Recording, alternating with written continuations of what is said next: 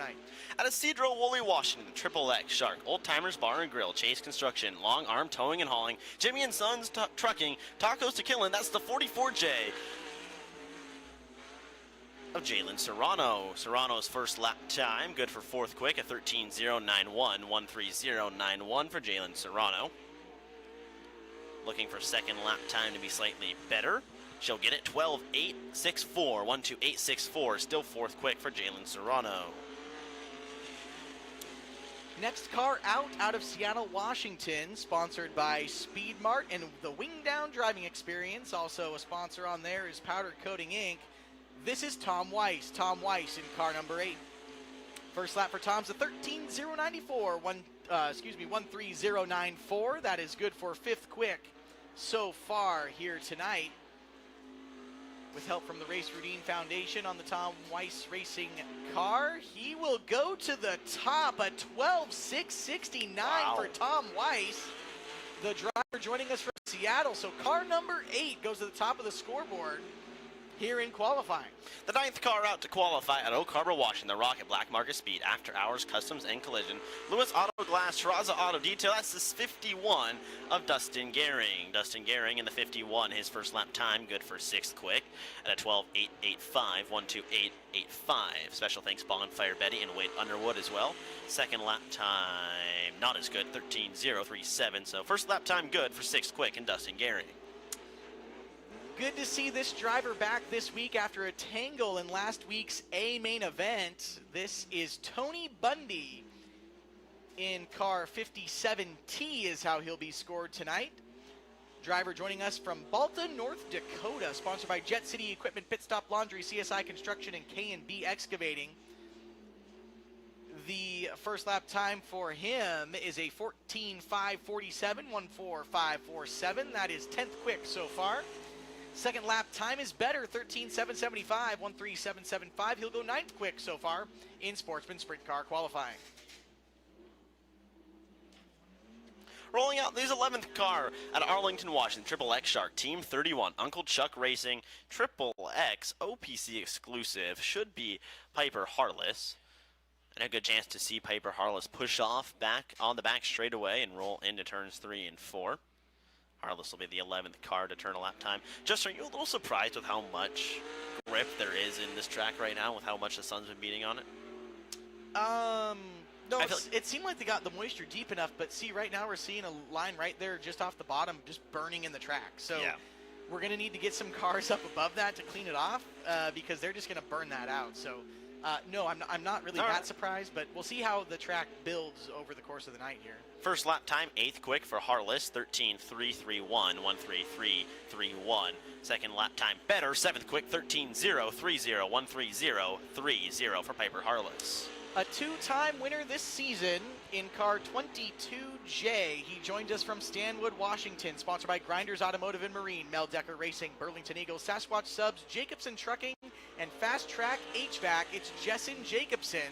Jessen Jacobson's first lap time, it's a 12.867, 128.67. Definitely looking for more speed here on lap 2. He's 6th right now. Second lap time for him, he goes to second quick, a 12.689, 126.89. Much better second lap for the 22J. The guy who won last night, he's 1 for 2 in Sports Sprint Car A Main, started at Skagit Speedway out of Bellingham, Washington. The Pack Trucking, Miles Sand and Gravel, Mills Electric, Nordic Temperature Control, Herc Rentals, that's the 13 of Steven Hendrickson. Steven Hendrickson goes 3rd quick on his opening lap at 12.716, 127.16 for Steven Hendrickson. This is a driver with a lot of years of experience at Deming Speedway. It's very cool to see him come up and top big car. Of the board for lap number 2. Justin, you said it. 12.667, 126.67 for Steven Hendrickson. Ayo, 13 to the top. He heard you. He did. You're putting the pressure on him. The next car on the track is car number 19 from Cedro Woolley, Washington, the Dirty Deed Septic, Cascade Flats Wedding Venue, and Wing Down. This is Alden Ostrom. Alden Ostrom, 5th quick on lap number 1 at 12.750. Central Welding Supply, another sponsor on car number 19. Second lap for Ostrom. He goes to the top. It's a 12.508 for Alden Ostrom in car number 19. A lot of drive still left in this track, Eric. We'll see what Gerald Powers in the 27 at Oak Harbor, Washington can do. The Triple X O'Reilly's of Oak Harbor, Powers Diesel Automotive Services, 27 to Gerald Powers.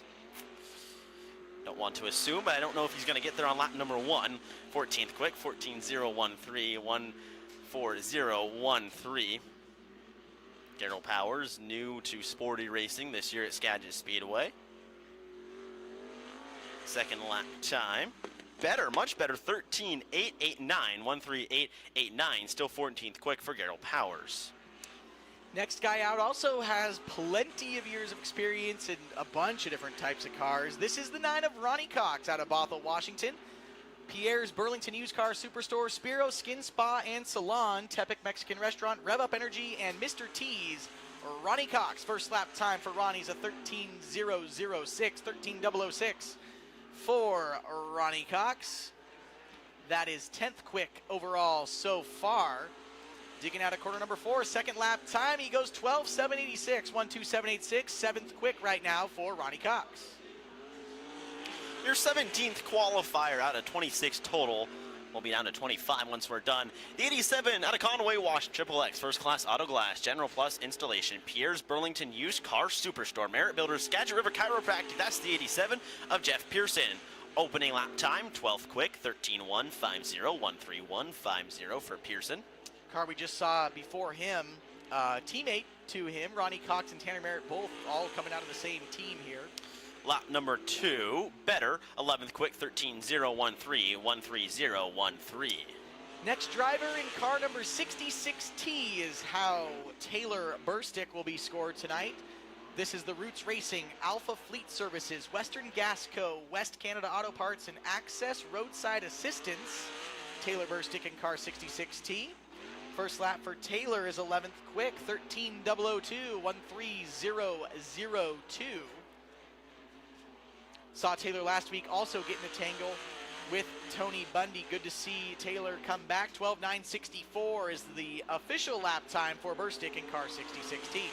Another team car that we see out there as well. On Camino Island, the Maxim, Tepic Mexican Restaurant, First Class Auto Glass, General Plus Installation, Delta Camshaft, Pierre's Burlington Used Car Superstore. That's the 36 of Tanner Merritt. Tanner Merritt's opening lap time, 14th quick, 13.080, 1:30.80 for Tanner Merritt. Saw him enter just a little bit too low in that hole over in turn 3. If you can enter up on that darker dirt, man, there's a lot of drive in it. Much better lap number 2, 9th quick, 12.864, 1:28.64. Much better lap number 2. This lap should be fun to watch in car 73. This was your fastest car in hot laps. It's Peyton Drake from Freedom Fireworks Entertainment and Shark Racing Engine sponsors on this car. First lap time for Peyton Drake is 5th quick, 12.719, 1:27.19. Getting the car under him. We'll see if he can make big it finish here coming. on lap Big number finish 2. coming. Oh, it's going to be huge. Car number 73 off of corner number 4. Official time 12.729. So first lap 12.719 will be his official time. Well, we tried. We tried. We gave the. We hyped it up. We were ready. We were ready for everything. Next to qualify at Leduc, Alberta, Canada. That's the 99 of Paul Rollo, Wingdown Racing. First lap time, 17th quick for the 99 of Paul Rollo. It's good to see him Speed Mart on that car as well. Because I had heard he may not make it back down after the wreck last week. Oh. So good to see Paul back here at the track tonight. Second lap time, better, 16th quick, 13.058, 1:30.58 for Paul Rollo in the 99. Next driver in car number 37, this is Sean Wallenfels Jr. out of Stanwood, sponsored by Precision Racing Engines, Marty Hopkins Contracting, and the Pied Piper Pub. Seen him a lot around here, normally in the Frank Sherman-owned cars, but not this week, as he will go 13.066. Haven't seen the Frank Sherman cars at all this year, actually, but good to see Sean back behind the wheel. Ooh, gets some good drive off of 4. We'll see here. Better lap time, 13.015, slightly better for car 37. Behind Sean Wallenfels Jr. is the D1Z. That's Kira Zylstra out of Monroe, Washington. Triple X Garrity Engines, HLB Custom Fabrication, Miracles of Memories Academy, Clan Graham, D&G Backco. Kira Zylstra goes 10th quick. 12.853, 12853. Monroe Chiropractic Alternative Med Center as well in that car. Another one of our drivers doing double duty tonight. 4th on the board. Second lap much better. 12.689, 12689 for Kira Zylstra. Next car out is the 23X. This is Zan Miller out of Olympia, Washington. Sponsored by Bulldog Trailers, Razor's Edge Drywall, Sound Diesel Services, and Apex Ground Control. Zan Miller, first lap time for Zan's a 12.995, 12995. Currently 15th quick for the 23X. Seeing if she can improve here. She does. 12.896, 12896. That'll be 14th quick for Zan Miller. The final car to qualify out of Covington, Washington, the Triple X PCI 17 should be Dana Glenn. Dana Glenn, where are you? Paging Dana Glenn? Well, Dana Glenn? We saw Dana stop on the front straightaway in hot laps. So and I don't think he's coming, but we do have Allison Johnson. Allison Johnson. She made it. She stopped on the back straightaway also during hot laps, but making it out now. Allison was scheduled to go out 6th quick. She'll come out now in the Art Uncle Boat Racing, Elite Transportation, Cascade Materials, Mills Electric, Nord Temperature Controls, Economy Propane, number 4. First lap time for Allison Johnson, 22nd quick, a 13.717, 137.17 for Allison Johnson. She missed her spot, so she only gets one lap, so that'll be her official time. As overall tonight in your Sportsman Sprint cars, Alden Ostrom, quick time 12.508. Second quick, last week's winner, Steven Hendrickson in car 13 at 12.667. Tom Weiss was third quick, 12.669. Fourth quick was Kira Zylstra, and fifth, the 22J of Jessen Jacobson. Peyton Drake comes home 6th, Jane Whitney 7th, Macy Logston 8th, Ronnie Cox 9th, and Brett McGuy rounds out the top 10. Merritt, Serrano, Gehring, Miller, Burstick, Wallenfels, Pearson, Harless, Rollo, Blumenhagen, Stratton, Johnson, Bundy, Powers, and McCutcheon, your 25 cars. The 4 of Allison Johnson will get a push back to the pits, is not able to make it back by herself under power. So 25 cars strong in our Sportsman Sprints tonight. Should be enough for a B main, Justin. What should be, I think, the first B main we've ran this year. We've been close to running B mains, but have not ran a B main by my calculations no, we did last this year. week. Did we? We did. Yep, we took all but one, I remember. Yep. And we have 22 360s tonight, too. All right, well. Plenty. You're right, we did. We did run a B main. How many modifieds do we have tonight? We got modifieds here, too. We have, let me look, 15 IMCA modifieds in attendance. Really broken up solid into car 2 count. heat races. Yeah. Yep. And they'll actually be out next to hot lap and not qualified, but just a hot lap. They've hill draw, so that's how their 2 heat races are set. Sometimes we see the modifieds kind of push the cushion up a little bit. They'll drive like deeper into the corner and push it up, push the entry up a little bit. I'm hoping we can kind of get that cushion to move up past the middle of the racetrack because, man, it's all under that dark dirt is just smooth. It's smooth. Like you could get a good groove. There's a lot of grip up there, so get it pushed up a little bit. That's kind of what it was last week when the track finally got pushed up. I mean, it was a razor's edge, but there was grip if you were running up there. I mean, Trey Starks, Robbie Price, both. If you could put your right rear in that grip, especially 1 and 2, there was drive off. It was just tough. I would say Colton Heath was the best looking car through 3 and 4. Yeah. Especially like later in the restarts, we couldn't see many people get off the corner, but that was a completely different track than what this is tonight. Like that last week, very dry, wide, really wide. A lot more moisture here tonight, so we'll see how the track progresses as we go through, like we said, modified hot laps. We see the dust cloud forming back there. Means they're probably getting ready in the staging lane. Through 3 races in the IMC Modified Series Skagit Speedway, it's been 3 different winners. Jeff Westergaard won on opening night, so no one has won back-to-back yet. Looking for our... I know Jeff would love to get another win. He put it so he went and got I will say a new motor. That's not necessarily true. went and got his motor back after being rebuilt, so hasn't ran it on track. He's told me it runs great in the shop. But, running great in the shop and running well in the track are two different things. And here they come. The IMC Modifieds out on a Skagit Speedway should be about 2 groups of hot laps for them, as they're divided into 2 heat races, 15-minute attendance. A winner last time they were here, the 15, Cole Logan, out there. A rookie this year, by the way, in the modified. So to see him get a win already this season is just really awesome to see.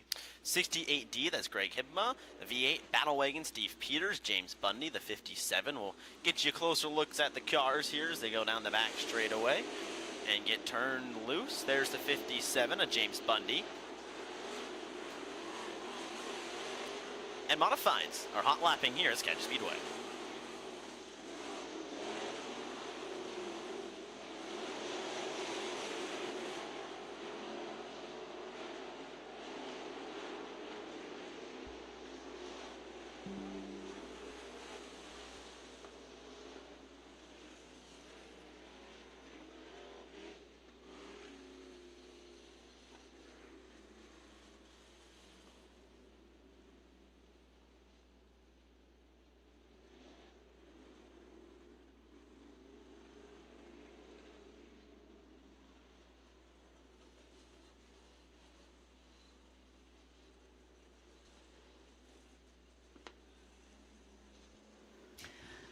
IMC Modifieds on the track, and they will pick the speed back up. Green flag flies. Healthy field of mods tonight. 2 heat races for them coming. 8 and 7 cars respectively. Modified lineups are done by scored IMCA points here at the racetrack. Their main event, A-main lineup, is an average of their points from the last 3 events. And that is per IMCA rules, by the way. Part of what goes with IMCA sanctioning is a fantastic set of universal rules. That way, if you've got an IMCA legal modified, you can run that anywhere across the country that adheres to the sanctioning body. But part of that, too, to be an IMCA track, you run their AMA format and heat race format as it applies to lining the cars up. So that is what's going on as their hot lap sessions finish up. Want to thank everybody for being here. Happy 9th anniversary to John and Callie Hoover. Happy 9th anniversary, John and Callie, from all of us here at the track. We appreciate you celebrating with us.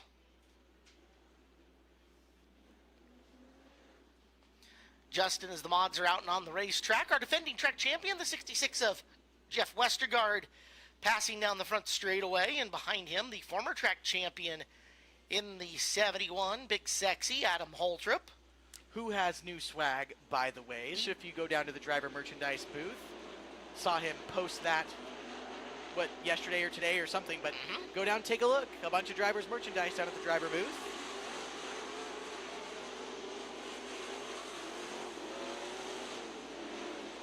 Here's a look at the other former track champion, second most modified wins in Skagit Speedway history since this class has come back. It's Kevin Smith. Smith in the 7K. His brother Rick is the all-time leader in modified feature wins, just one ahead of Kevin. So if Kevin can pull off the feature win, he would pull into a tie for the most. No shock here as Westergaard goes to the top so far in hot laps by a healthy margin, 0.3 of a second quicker than the 8W of Austin Smith. Kevin Smith currently third. But yeah, 15.319 lap time for Westergaard. 15.602 was the next fastest lap. If we were qualifying them right now, which we are not doing, this is not an official qualifying session, that would be an all-time track record. Really? As Westergaard is the track record holder for the modifieds at 15.323. So the track is quick for the IMCA modifieds right now. Eric and I talked about it a little bit, Caleb, is that groove where most of the cars were qualifying in Sportsman Sprint qualifying just kind of burned out. The modifieds able to push it up a little bit. So as we have Sportsman Sprint heat races coming up here after opening ceremonies and 360s later on. I would expect to see that thing just really widen out.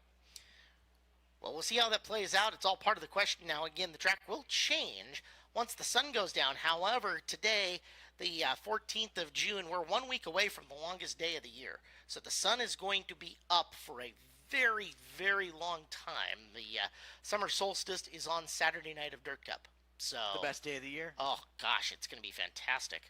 June's the best month. I'll tell you what, between Dirt Cup, all the stuff leading up to it, people's birthdays, not naming anybody, it is the best month of the year.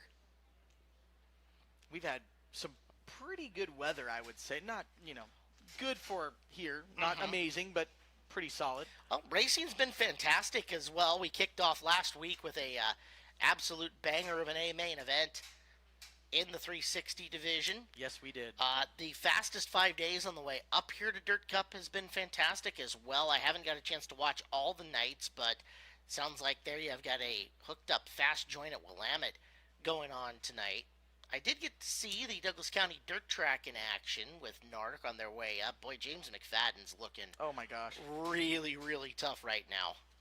Yeah, he won the first 2 nights of the fastest 5 days in motorsports with the Narc 410s, and Jesse Schlotfeld knocked him off of winning 3 in a row last night at Cottage Grove Speedway, and of course tonight they're at Willamette. Tomorrow they are at Grays Harbor Raceway in the evening, but don't forget, we have a show here in the early afternoon. At 2 o'clock, in fact, Sportsman Sprints and Hornets on the card for your Father's Day show with buy one, get one adult tickets. That's right, grab dad, bring him on out, pay for your ticket, and let him in for free.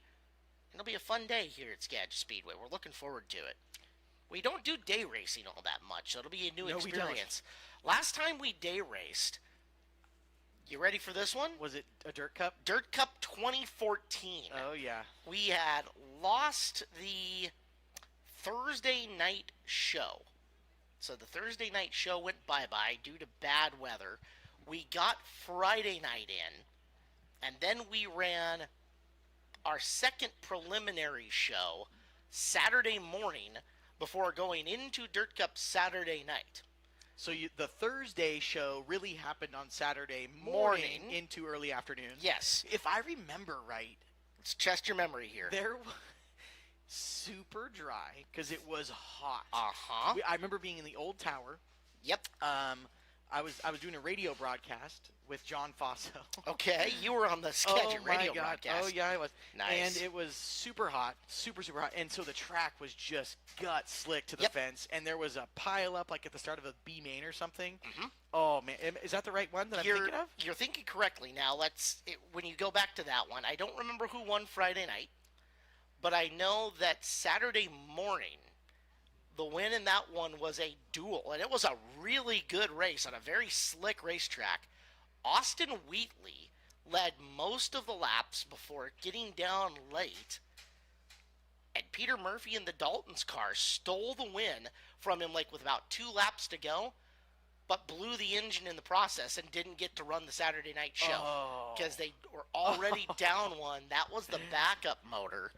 So Pete ended up having to miss Dirt Cup, and he had a top 6 starting spot. Now, Yeah, 'cause it that was locked in. Saturday night, Jonathan Allard set off to the early lead.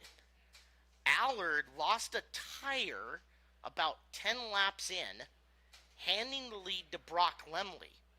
Lemley then led until the wet came, Yep. with Rico Abreu bearing down on him. The wet came, and we could not get the race back up and going, and Brock got his Dirt Cup win in 2014. In the Bob and Lori Scott 7S. Yes, he did. Yep. Which was the last 410 Dirt Cup for a while.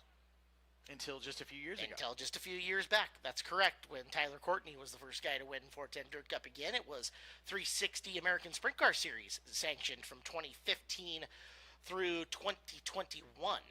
So, Yeah, we saw Dominic Selzy get a win in that era. Jason Solwald got his first win in 2015 in the Dirt Cup comeback. Solwald won 2015. Sam Haferteep Jr. took a Yes. couple of years, 16 and 17. Seth Bergman then pulled a really incredible race night for him. Haferteep was such a huge betting favorite coming into that, and Bergman came out and said, nah, even though I'm a traveling driver, us Washington boys can still get this done. So Bergman took it in 18. That's one compliment, Caleb, that I will say. So I talked to Sam this week, and he was talking about, we were talking about the difference in races that we have up here versus what these guys that are, like the fastest 5 days in motorsports, for example. Yeah. Those 5 days, that's more races than I have this season in the 410s by the time Dirt Cup comes. I have 4 races under my belt. Yeah. So these guys coming in to run Dirt Cup, you've got your Corey Eliassons and, all these names of people that are coming that have dozens and dozens of races. Sam's compliment was like, dude, you guys hardly race up there, and you're always still so competitive. Yep. He's like, I don't know how you guys stay so sharp on it. So, well, you look at it. The talent that we have around here is very, very good. To that point, we're bringing in a really solid field of cars coming up here for Dirt Cup, but they are taking on a number of former champions in guys that we just mentioned in Solwald. Don't know if Brock's going to bring his car out or not. Robbie Price, the 2019 champion, is going to be here and competing in this one.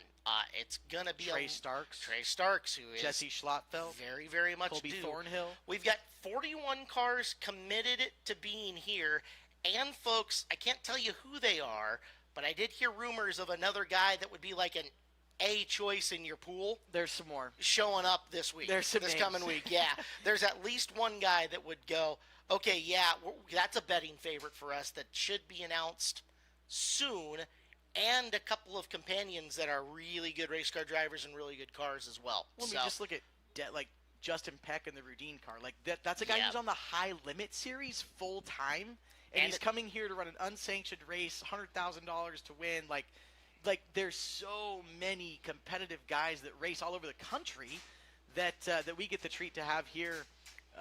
In 4 days? Yeah, exactly. So if you haven't already made your plans, shame on you. Today and tomorrow, the last days that you can, reserve your tickets online at SkagitSpeedway.com and guarantee you the seat you want. In fact, tomorrow, when you're here at our Father's Day show, you just fire it up and sit in the grandstands and buy your tickets for Dirt Cup. Well, by the entrance and over here by the restrooms, just by the concession stand, there's a banner that has a QR code on it. You have to type nothing. You take a picture of the QR code, take it, buy your tickets, let it rip. That works. Easy peasy lemon squeezy. Yep. We need to welcome in Gary here tonight. Gary is over in Section G. Let's see. Gary, are you over in Section G with your bachelor party tonight? Wow, Gary, congrats on the bachelor party, but, sorry about the marriage, dude. I mean, it's okay. Life's going to end soon. We get it. Party it up. Live good tonight at Skagit Speedway. We're fine with that. We're great with that. Yeah. So in all seriousness, congrats. Oh, but you're not getting married till August. He's got time. He's got like 2 whole months to rethink this. Gary's going to be here for Dirt Cup. Don't tell your bride that I said that, Gary. I am sorry. She's watching on YouTube. Oh, God. I'm going to get the hate mail. That's going to be terrible. Thanks for celebrating with us tonight here at Skagit Speedway. Congrats on the upcoming nuptials. Shelby is here tonight celebrating her 25th birthday. Happy birthday to her. With a bunch of people here hanging out as well. So, Shelby, happy 25th birthday to you. And happy that you are here celebrating with us also. Tell you guys, Northwest Propane, known for longevity. They've been providing excellent propane services for over 77 years, family owned and operated for more than 4 generations. When you're looking for personalized quality propane services from a company you can trust, turn to Northwest Propane and visit them online at nwpropane.net. Well, we need to get our crew situated down trackside. Make sure that they get all lined up and ready to go, as opening ceremony is just a second away. More than just a rental store, Birch Equipment has the largest selection of equipment in Northwest Washington. Bigger equipment, longer reach, local, bigger, better. Visit birchequipment.com for more information. That is Birch Equipment. And let you know the Race Redeem Foundation collaborates with community organizations to bridge the gaps in the system of care when addressing the disease of addiction. Race Redeem Foundation trying to remove the silos in our system to encourage a more comprehensive approach when addressing the disease of addiction. Learn more at raceredeem.org. That's RAYCERUDEEN.ORG.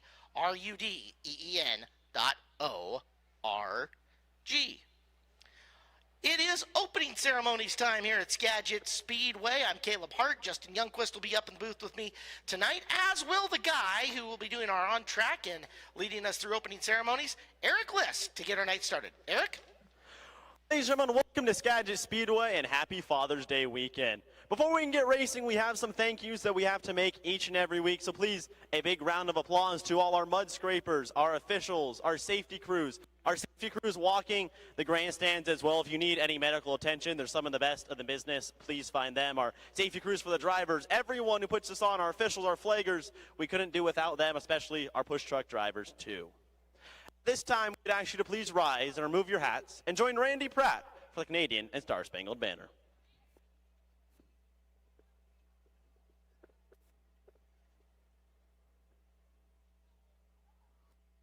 O Canada, our home and native land, true patriot love in all of us command. With glowing hearts we see thee rise, the true north strong and free. From far and wide, O Canada, we stand on guard for thee. God keep our land glorious and free.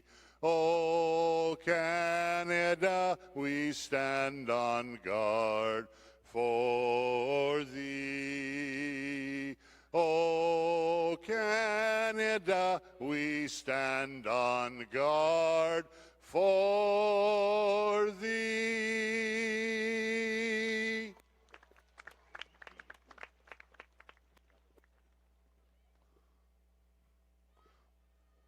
Oh, say, can you see by the dawn's early light what so proudly we hailed at the twilight's last gleaming, whose broad stripes and bright stars through the perilous fight o'er the ramparts we watched were so gallantly streaming, and the rocket's red glare, the bombs bursting in air, gave proof through the night that our flag was still there.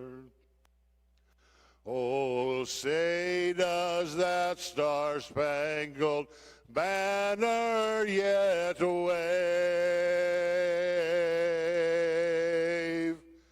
o'er the land of the free and the home of the brave.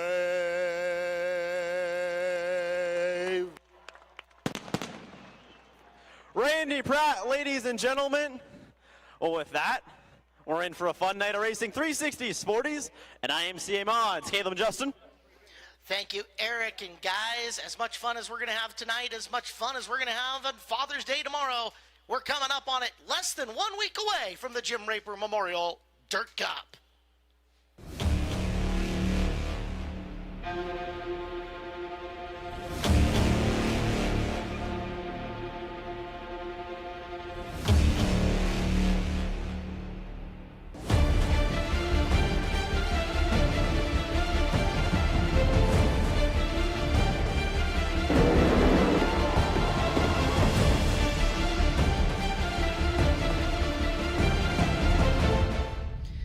is that QR code for you to scan and get your tickets for the 53rd running of the Jim Raper Memorial Dirt Cup presented by the Angel of the Winds Casino Resort here at Skagit Speedway. $100,000 plus on the line for Saturday night's main winner. Big bucks on the line all weekend long for the furious 410 sprint cars here at Skagit Speedway. First up, Sportsman Sprints, though, as our push trucks will get into position and find the place to be. You can see some pretty extensive track work done up and around the lip of this raceway, chewing it up and seeing if they can, I don't know, fluff a little water up. Who knows? They took the little mini discer, the Lele Rotera, in there. Yeah, I noticed that was happening. I don't know. I mean, of course, we didn't see any cars get up in that. I didn't think it was necessary, but I guess we'll see what happens with trying to build a little bit of a cushion. That's part of the reason we're not the track prep guys here, but That's we'll watch. exactly Yeah, right. we'll watch. We'll see what happens, develops. Again, it's going to be a long time until the sun goes down today. As of last night at 9:15, we were still racing in sunshine up at Deming Speedway, our neighbors to the north. Big thank you as well to our friends up at Deming. They are taking next Friday off so we can go racing here at Dirt Cup for 3 straight nights, Thursday, Friday, and Saturday. They'll be back in action on Friday, June 27th, and we encourage everybody to, when both tracks are going, do the double. Friday night up at Deming Speedway and Skagit here on Saturday. Our drivers of the future, by and large, are coming from the best micro track that you're going to find up at Deming, just about, 20-minute drive to the north from here. Well, Dirt Cup, 3 days away, 4 or 5 days away, but 3 days of action, June 19th, 20th, and 21st. We're excited for you guys to come on out and watch the Stars of the West Coast. Again, Trey Stark's looking to defend the home turf, as well as our other fantastic 410 sprint car drivers. But for right now, Sportsman Sprint Car heat races are coming up. Turn things over to Eric and Justin for the call. Heat race number 1 pushing out onto the track right now. On the pole, your quick time on the night in car number 19, Alden Ostrom out of Cedar Woolley, Washington. Outside of him in the 21Z will be Kira Zilstra from Monroe.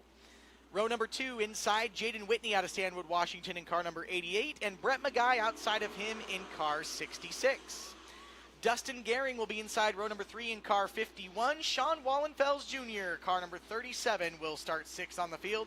7th in heat race number 1, Paul Rollo in car 99, and Allison Johnson from Ferndale in car number 4 will start 8th. Your last starter in this race is the 74 from Friday Harbor, Washington, Mark McCutcheon. This will be an 8-lap heat race. Again, your front row, Alden Ostrom and Kira Zilstra, will lead the field of 9 cars to the green flag. Justin, when you're first going out after a track pep and when you've been sitting and kind of see, how are you approaching this? You know they've worked the track a little bit, they've tilled some things up, they've put some water in it. How are you attacking these first few laps? I mean, we know that where the moisture's at's where you want to be, right? So yeah, of course. They kind of, like you and I talked about during qualifying, they burned that middle groove in just enough to where, like, there's still grip, but it might not be the best spot to be. So just above that, kind of where you see those tire tracks where it's rolled in, especially through 3 and 4, might want to be where you put your right rear tire. You get the whole car up into that, it's going to be really tight. The car's going to want to push up into the fence, especially with the lower horsepower Sportsman Sprints that we have. They've got, anywhere from 500 to 550 horsepower-ish. So it just, the way the car acts, you don't want to get too buried in that moisture, because it'll just, all the weight kind of rolls over to the right front, and you can't really steer through the corner like you need to. You're kind of getting tight, right? That's what you mean. Yeah, when you say the front end pushes, it's kind of pushing towards the wall. Yeah, you're giving more wheel input, and the car just does not want to turn. So, if you can get your rear tire, your right rear just on that dark strip to get the drive, that's the best. But the Car-Mart USA Pace trucks off the track, Alden Ostrom, Kira Zilstra, Jaden Whitney, Brett McGuy, your first 2 rows. The first heat race of the night, Skagit Speedway, we are green. Into turn number 1 they go. Alden Ostrom on the top, followed by Kira Zilstra at turn number 2. Ostrom down the back straightaway. Kira Zilstra in tow. Jaden Whitney back into 3rd, down through turn 3. And Alden Ostrom comes home to lead lap number 1.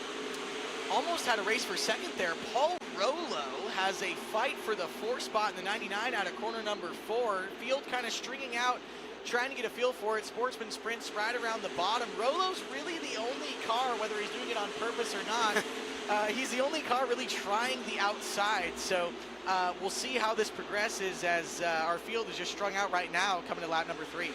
Rollo runs through that middle lane. That's allowing Dustin Gehring to get inside but can't close as we're 3 laps into this 8-lap main heat race of the night. First heat race. And it's all Nostrum out front. Kira Zylstra second. Jaden Whitney third. Brett McGuy fourth. Paul Rollo fifth. Dustin Gehring sixth. And the 74, Mark McCutcheon Oh, we got a car seventh. off the pace. It's Allison Johnson in the 4. So problems continue tonight for that 4 car. The Nordic Temperature Control sponsored number 4. She'll stop right under the scoreboard on the back straightaways in that Interstate Batteries restart zone. Side by side over there to make sure she's all right. I will be curious to see if she goes to the work area. I will too. But normally, you know, we were so strung out, there's not really much lineup to fix, and we should be back green here very quickly. But Car-Mart USA pace truck back out in front of the field with that big American flag on the back of it. Alden Ostrom not really having any problems really out front so far. Kira Zylstra, Jaden Whitney, and Brett McGuy, your top 4. Paul Rollo running there in 5th. But yeah, it's really we're seeing everybody just right around the bottom. I'm not super surprised. I would, if I was out front, I'd probably try the top a little bit. But of course, when you're out here, there's no mirrors. You don't know who's close, and the last thing you want to do is give up a win just because you're trying to run the top, right? Like, you just protect where your car feels good. What feels good for the 19 isn't going to feel good for the 21Z, isn't going to feel good for the 88. So on and so forth. You got to be comfortable. Go where your car wants to be. And I'd almost say, too, we saw Paul Rollo. He got awfully high, especially through turns 3 and 4, and almost cost him position. As lights go out, we should be coming back to green flag next time by. Yeah, the Interstate Batteries outrageously dependable restart zone on the back straightaway. You see that green paint on the wall where the big Interstate Batteries is painted. That is your restart zone. So anywhere where that green paint starts by the Ford banner all the way down to the K-Pro Auto banner is where Alden Ostrom can fire off. Cars need to be bumper to bumper, nose to tail. Ostrom hits the green and he goes early down to protect the bottom, and Zylstra follows along with Whitney. Paul Rollo, the first car to go up high, away. He's back to get a run on the 66 of Brett McGuy into turn number 1. McGuy down low, but here comes Dustin Gehring in the 51 as well. Paul Rollo gets away unscathed. He maintains the 5th position. Rollo goes back up top. Dustin Gehring drives it back in. That's the battle for 5th on the racetrack. We're over halfway home here in this first heat race for the Sporties. Yeah, really, Eric, just seeing the cars just pace themselves. They're comfortable on the bottom. They know there's moisture, but we'll see that as the night goes on as Gehring looks to the... Oh, no, we got a car in the fence, the 74. Hard impact into the wall. That almost looked like it snapped. I think something broke on that car. That would be my thought. He had a huge impact into the wall. I thought he was going to go over, as our Skagit Speedway safety crew will get there as quick as they can as the cars pass by. That was the 74 of Mark McCutcheon over there. You see the inside view. Is that a torsion arm down too on the left rear? Yeah, oh, he hit that wall a ton, Eric. That was a huge, huge hit. As we see his arm moving there, the safety crew's checking on him. Didn't go over, so we're not going to have a red flag, but I am telling that was awfully close. Huge, huge side impact into the turn 4 fence.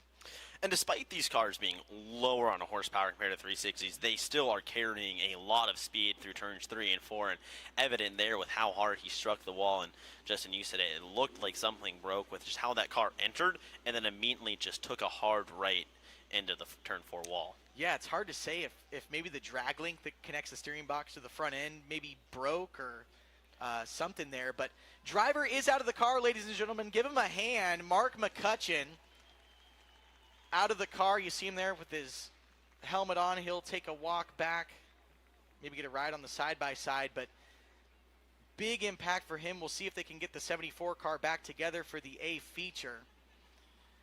Takes the long walk back through the infield as there's only a couple laps to go here in the heat race.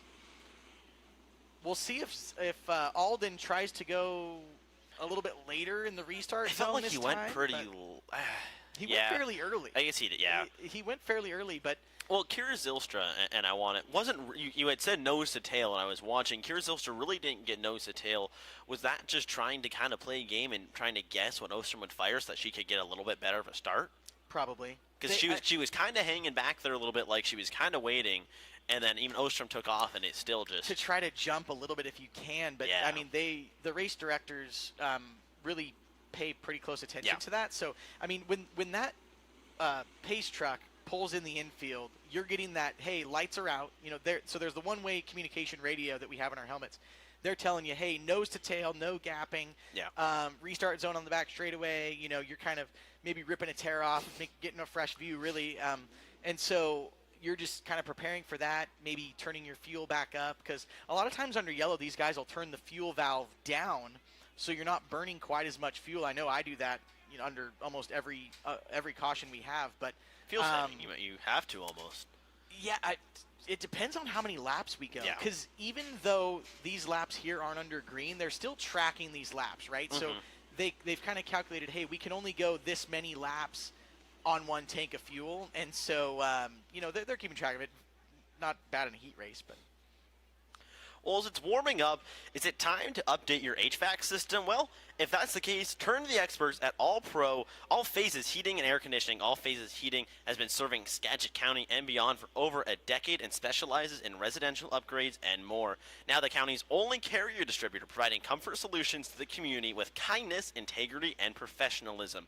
Call All Phases Heating and Air Conditioning for a free quote today. It's warming up. I know I like some good AC, and I don't want to burn up, which is funny because I went to school at ASU, so I did enjoy the heat, but at the same time, I really don't want to be overly hot. No, absolutely not. Comfortable is important. So that's why All Phases Heating and Air is great for AC. We're going to be coming back to the Interstate Batteries outrageously dependable restart zone. The Carmart USA Jeep Gladiator pace truck making its way into the infield as Alden Ostrom leads Kira Zylstra, Jaden Whitney, Brett Magai, Paul Rollo, and Dustin Gehring back to the green. Like we said, this is only an 8-lap heat race, so we only got a couple laps left.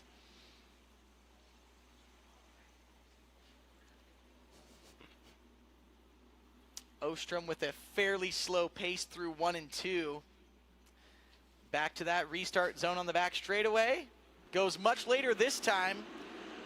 Goes back to the bottom groove to protect as Whitney's going to try to get under Zylstra. Not able to. Rollo hops a tire on Magai. Rollo now passed by Gehring. As it should be, the field should be seeing the white flag next time by. As they do, Alden Ostrom will lead the field back the last lap of heat race number 1. Alden Ostrom in smooth sailing with this one. Kira Zylstra in second, Jane Whitney third, Brett Magai, and Dustin Gehring, your top 5 through turn number 3.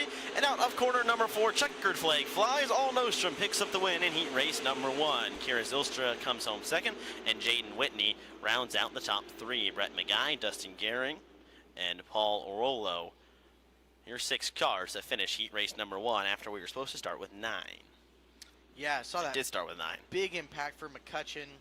Of course, Johnson not able to keep going through that race, and we didn't even see Wallenfels take the green. So hopefully everything okay with that 37 car back there. Saw a lot of normally we don't see the Interstate Batteries restart zone come into play so early, but with Interstate Batteries, keep your ride race ready. With locations in Everett and Kent, stop in for a free 5-minute battery test and bring your old lead-acid batteries. They'll pay you cash.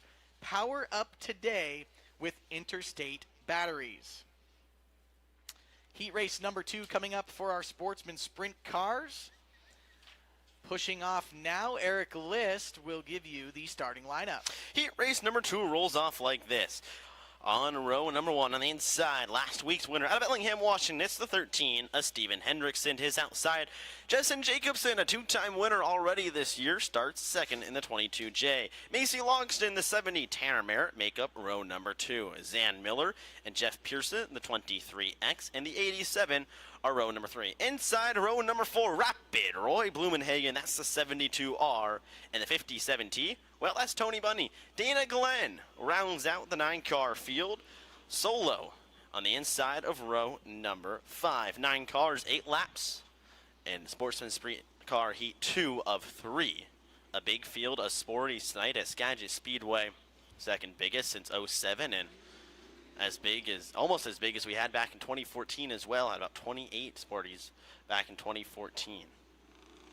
It's a great entry class into sprint car racing, Justin. It feels like going partially working on going to a full 305, but it's a great place to just get laps, which we've talked about so much. But it's relatively affordable. I'll use with air quotes. Yeah, it's a good entry level car, entry level class. Yeah, cheaper than a 410, I suppose. But it's one of those. It's like, all right, I'm okay with spending this much money and I want to do it more, or I'm just gonna stick here, or maybe it's too much for me and I want to get out. You haven't completely, hopefully, drained your bank account starting it, but that's the whole idea with the 305 engine, is that it's supposed to be more affordable, to where you get some people that are able to hit that entry level. I'll say entry level price point, but it's a ton of money. These guys, and it's not even the money that is always a problem. It's the amount of time and the crew guys that you have to do it. It's just incredible the hours that these guys put in. And I mean, we all have our hobbies, right? We all have what we spend our time on, but it's crazy the amount of time that goes into getting these cars ready for, a weekly race here at Skagit Speedway. But Eric, I'm really excited about this front row. Okay. Tell me why, Justin. Tell me why. Steven Hendrickson comes out last week and wins his first sprint car race in his second start in a sprint car. Well, I guess technically third start, but second full start. Second a main started. Jessen Jacobson has won 2 nights of our 3 that we've had here. So front row, awesome. Second row, Macy Logsdon, Tanner Merritt, out of corner 4, green on heat race number 2. A great start for Jessen Jacobson. He'll lead the field into turn number 1. Goes down low. Here comes Tanner Merritt battling with Hendrickson down the back straightaway. That's the race for the second spot as they roll into turn number 3. Hendrickson down low. Tanner Merritt up top. And Hendrickson falls. Give it to Tanner Merritt in second. Tanner Merritt has got that car straight and smooth. He's going to look to the outside of Jacobson. Almost makes contact with the right rear tire. Tanner Merritt will go into second. Jessen Jacobson leads lap number 2, and Tanner Merritt, with a great run so far, right around the top, is now Macy Logsdon looking to play for second. Macy from 4th to 3rd and looking for more as she drives it into the bottom of turn 3. Wraps it off the bottom of turn number 4, side by side as they cross the timing line, go right back into 1. Tanner Merritt gives her enough room, but she can't get the drive off turn 2. Macy Logsdon's going to look to the inside of Merritt. Merritt drifts wide, and Macy's good for second as both Merritt and Hendrickson way up by the fence as Macy Logsdon has worked her way now to second. Some of what we saw on opening night for the Sporties. Jessen Jacobson, Macy Logsdon, that was the A main. This is heat race number 2. Can she track him down? 5 laps into heat race number 2, going 8 total. Jessen Jacobson leads, Macy Logsdon in second, Tanner Merritt 3rd, Miller 4th, and Hendrickson rounds out the top 5. Jessen out front has no idea who's tracking him down. He just smooth sailing, but Macy really is kind of cutting in on that lead as we're going to come to the white flag this time for Jessen Jacobson, but Macy Logsdon is gaining ground on this 22J. Getting closer by every lap. Gets a good run off the top of turn number 2. Gonna send it to the bottom of turn number 3. Here comes Macy, gets crossed up, collects it nicely, and Jessen Jacobson comes home to win heat race number 2. Macy Logsdon in second, Tanner Merritt 3rd, Zan Miller 4th, Steven Hendrickson rounds out your top 5. Rapid Roy Blumenhagen 6th, Jeff Pearson 7th, and Tony Bundy in 8th. What was the final gap on that between? Final gap was half a second. Jessen was out pretty far on the field, but man, he Macy ran on that last lap. Macy ran a 13.357. Jessen a 13.974. Wow. So a huge, huge speed difference there. Macy's car really came to her. So here's a good comparison for everyone in the stands and watching on YouTube. If you're watching on YouTube, subscribe.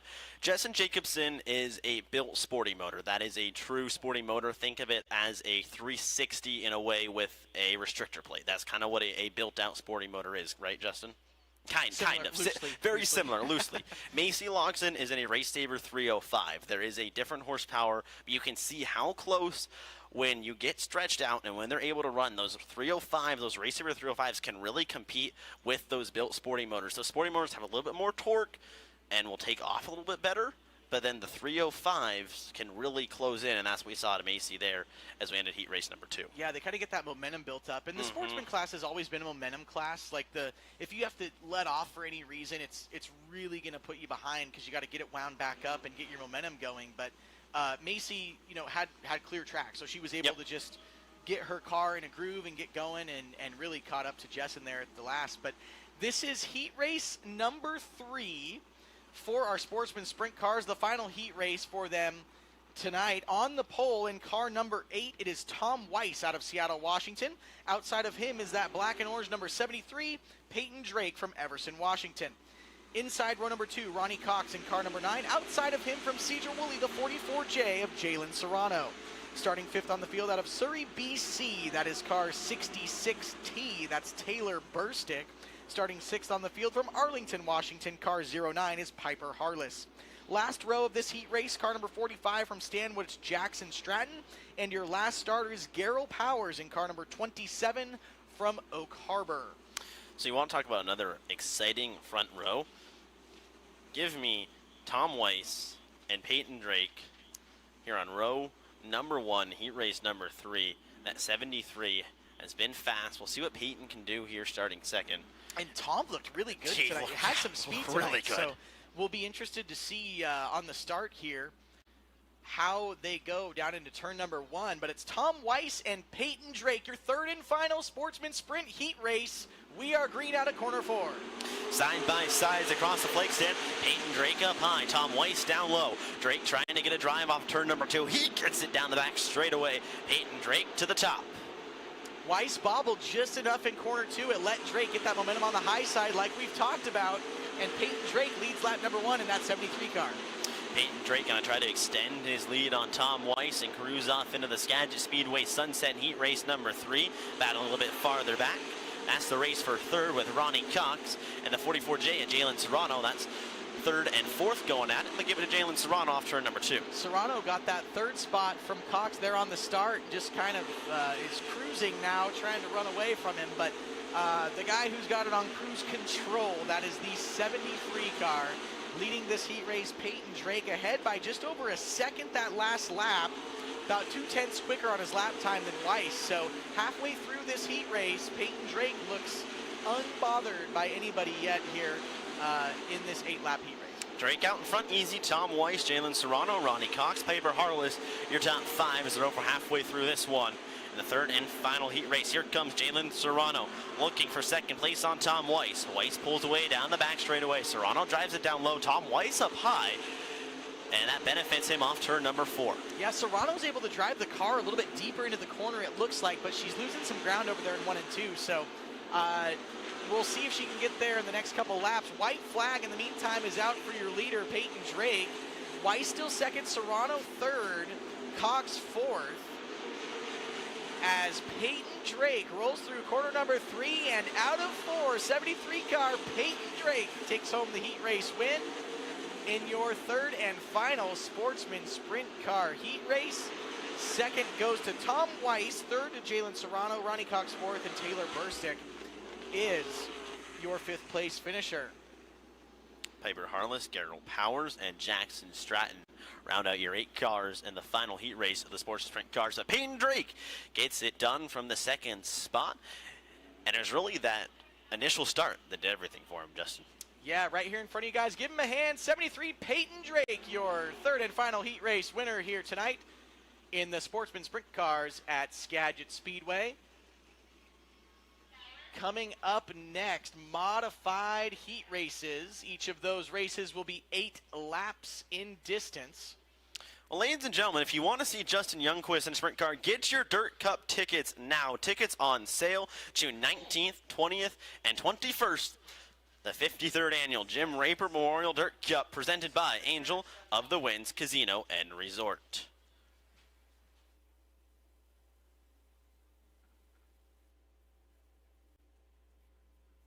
Looking for the ultimate escape? Entertainment is our game at the Skagit Casino Resort. Play your way with thrilling games, live entertainment, fantastic dining options, and relaxing hotels. Come discover all the excitement at the Skagit Casino Resort. The Skagit Valley Casino.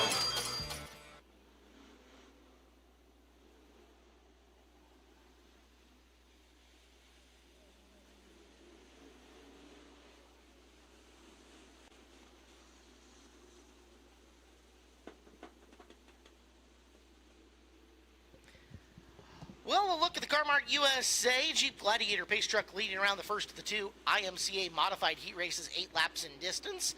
And your lineup looks like this. It's the 68D Greg Hibma, all black with a little gold on the 68D now. He sits on the pole to the outside. It's also a new wrap on the 21 of Corey Gordon out of Mount Vernon, Washington. The second row, it's the Battle Wagon, Steve Peters in the V8, and to his outside from Victoria, British Columbia, the 16 of Rory Smith. Row number 3, Austin Smith, the 8W out of Mount Vernon, and to his outside, feature winner on the year in car number 15, Cole Logan. Row number 4, final row, James Bundy, the 57, that's the red with black number 57 out of Marysville, and to his outside from Parksville, British Columbia, the 75C of Graham Cook. 8 cars going 8 times around for the first of 2 IMCA modified heat races here at Skagit Speedway.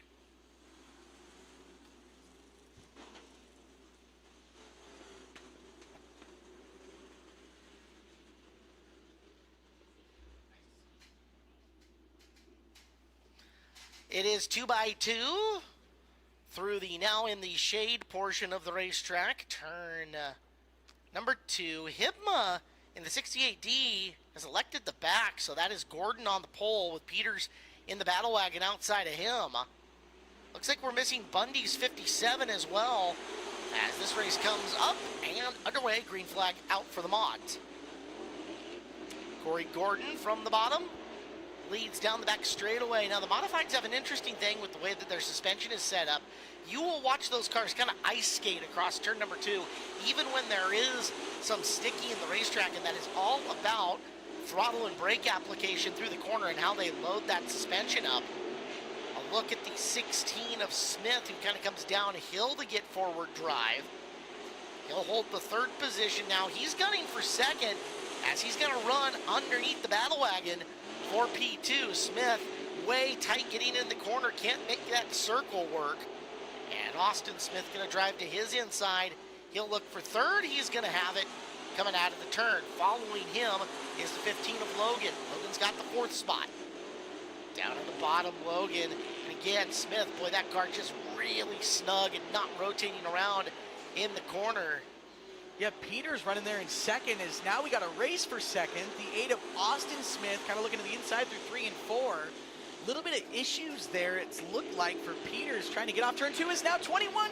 Corey Gordon's off the pace. Oh, that's your leader. So the battle we're watching is for the lead as Gordon off the pace to the front of the field.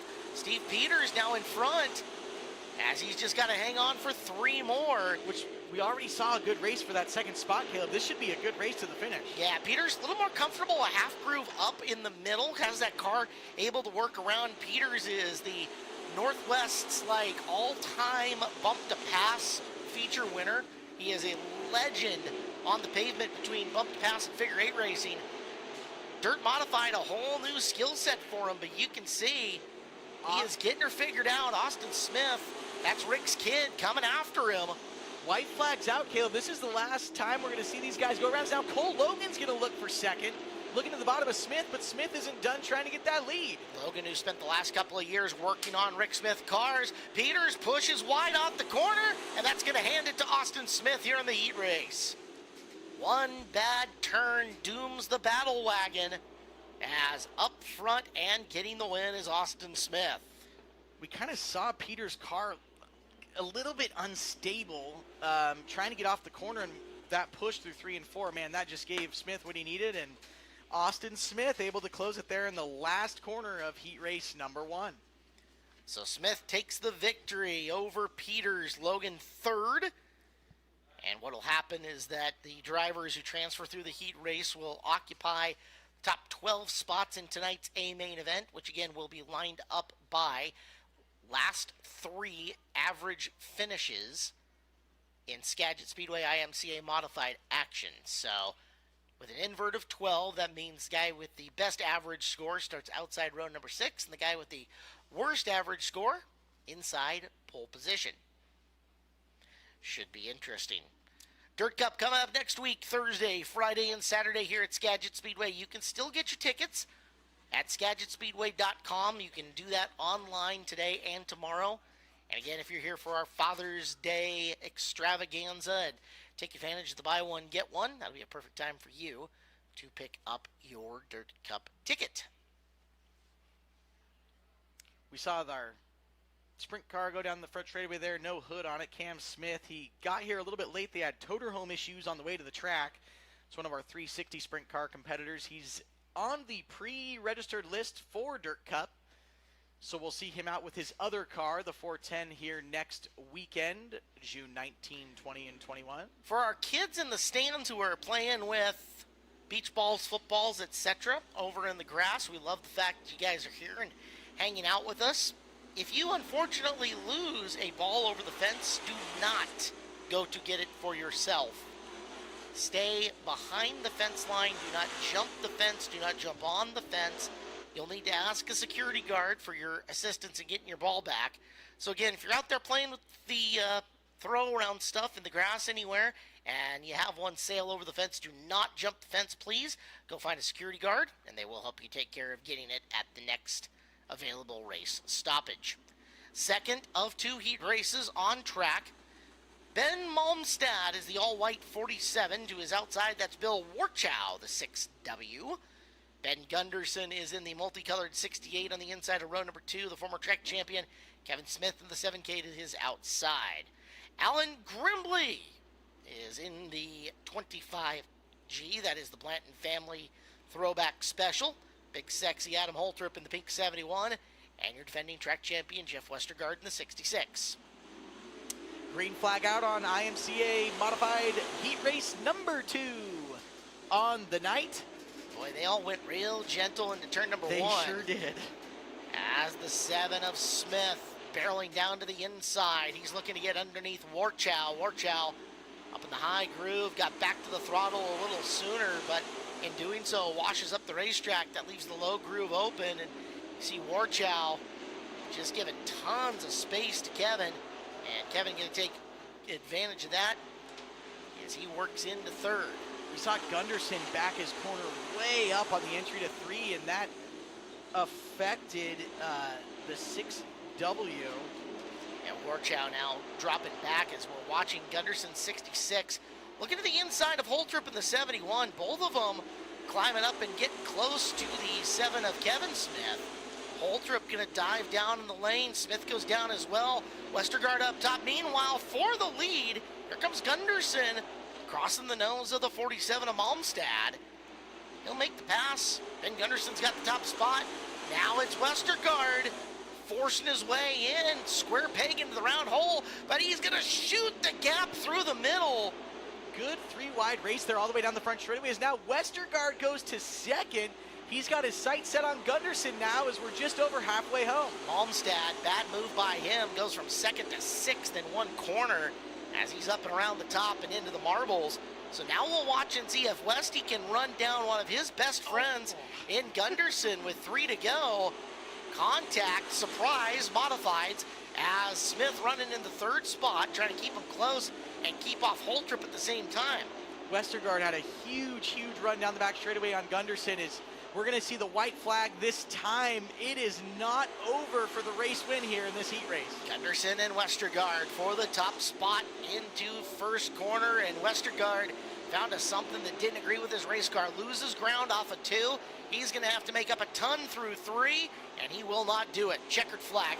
Ben Gunderson gets the W for second. Oh boy, that could be fun. Second was Westergaard. Third ends up being Adam Holtrup.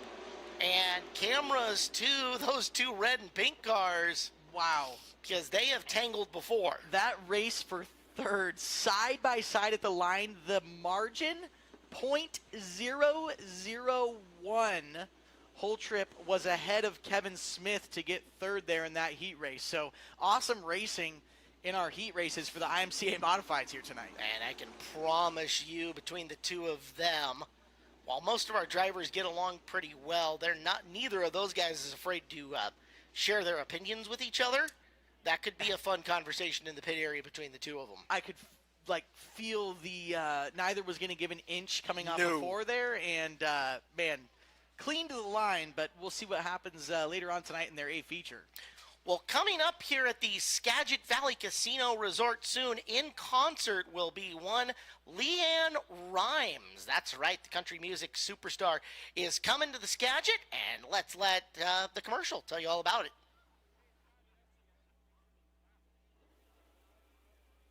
One iconic voice, one unforgettable night. Leanne Rimes.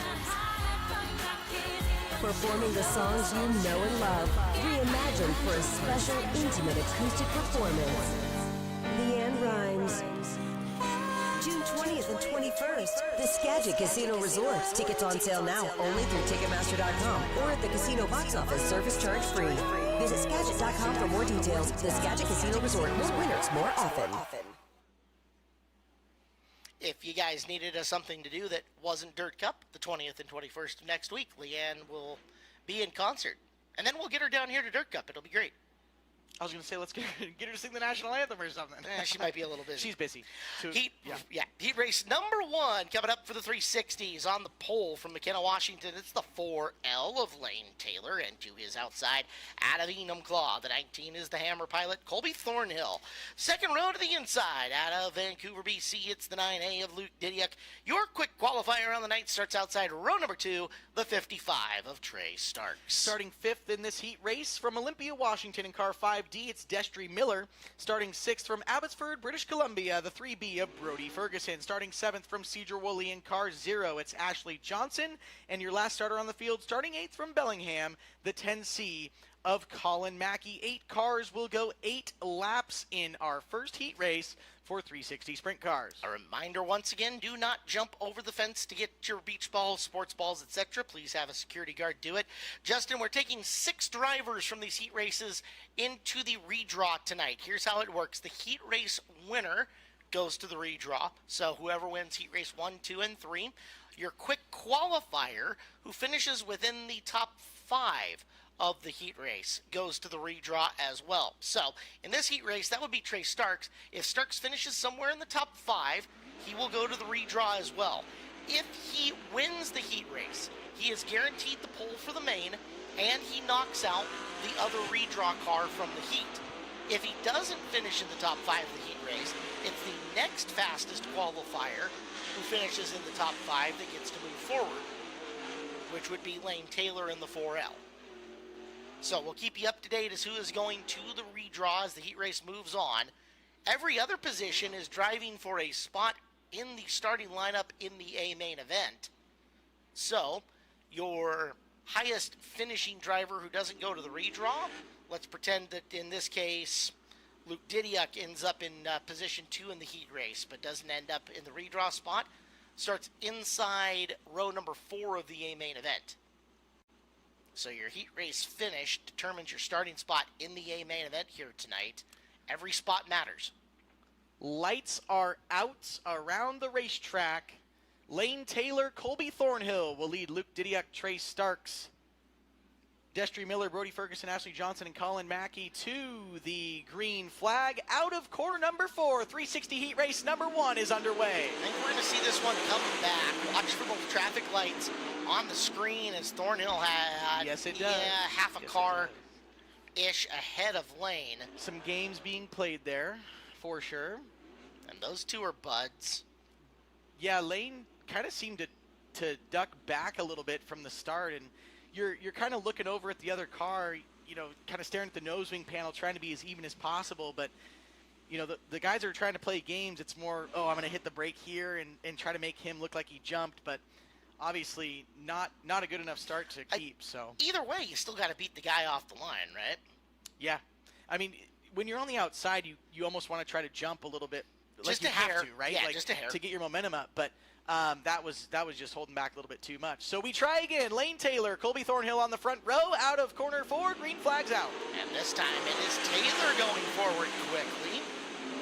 Here's Thornhill sitting in the second spot after him down the back straightaway. Says, well, Lane, you might be able to get the jump, but I'm coming right back after you 1-2. Taylor and Thornhill on the opening lap with Starks in hot pursuit. Thornhill got a huge run off the top of corner number 2 on that first lap, as he's going to go to the top now around 3 and 4. Colby Thornhill with huge momentum on the 4L of Lane Taylor. There's a lot of speed in the 19 car, and he knows to get to the redraw. He's going to have to get by Lane. Back straight away, he thinks about showing him a nose. Doesn't do it going into 3. He'll fade back with Starks again, trying to get in the picture here in the top 3. All this is doing is letting Trey Starks reel them in. Remember, if Trey wins this heat race, he will be on the pole of the feature as Thornhill pulls right up to the bumper. He looks to the outside of Lane Taylor. Side by side, almost on corner exit. Wins Colby gonna pull the trigger here on this move. Taylor gets off at turn number 2 better, but Thornhill in hot pursuit and right on the back of the 4L. Lane Taylor knows he's got company in the form of Colby Thornhill. We're over halfway done with this heat race. Taylor now up to the top to protect that momentum line from Thornhill, as we will see the white flag next time by No, we Trey will not. Starks Red sitting. flag on the racetrack for the 3B of Brody Ferguson, who just got upside down. That's in the top of turn number 2. So Ferguson, right as you were saying that, we got the tail end of the flip here on the YouTube feed, and munching that top wing something significant. Safety crew there quickly making sure that Ferguson is okay. Car's still on its side. They'll get that car tipped back over as soon as they can safely.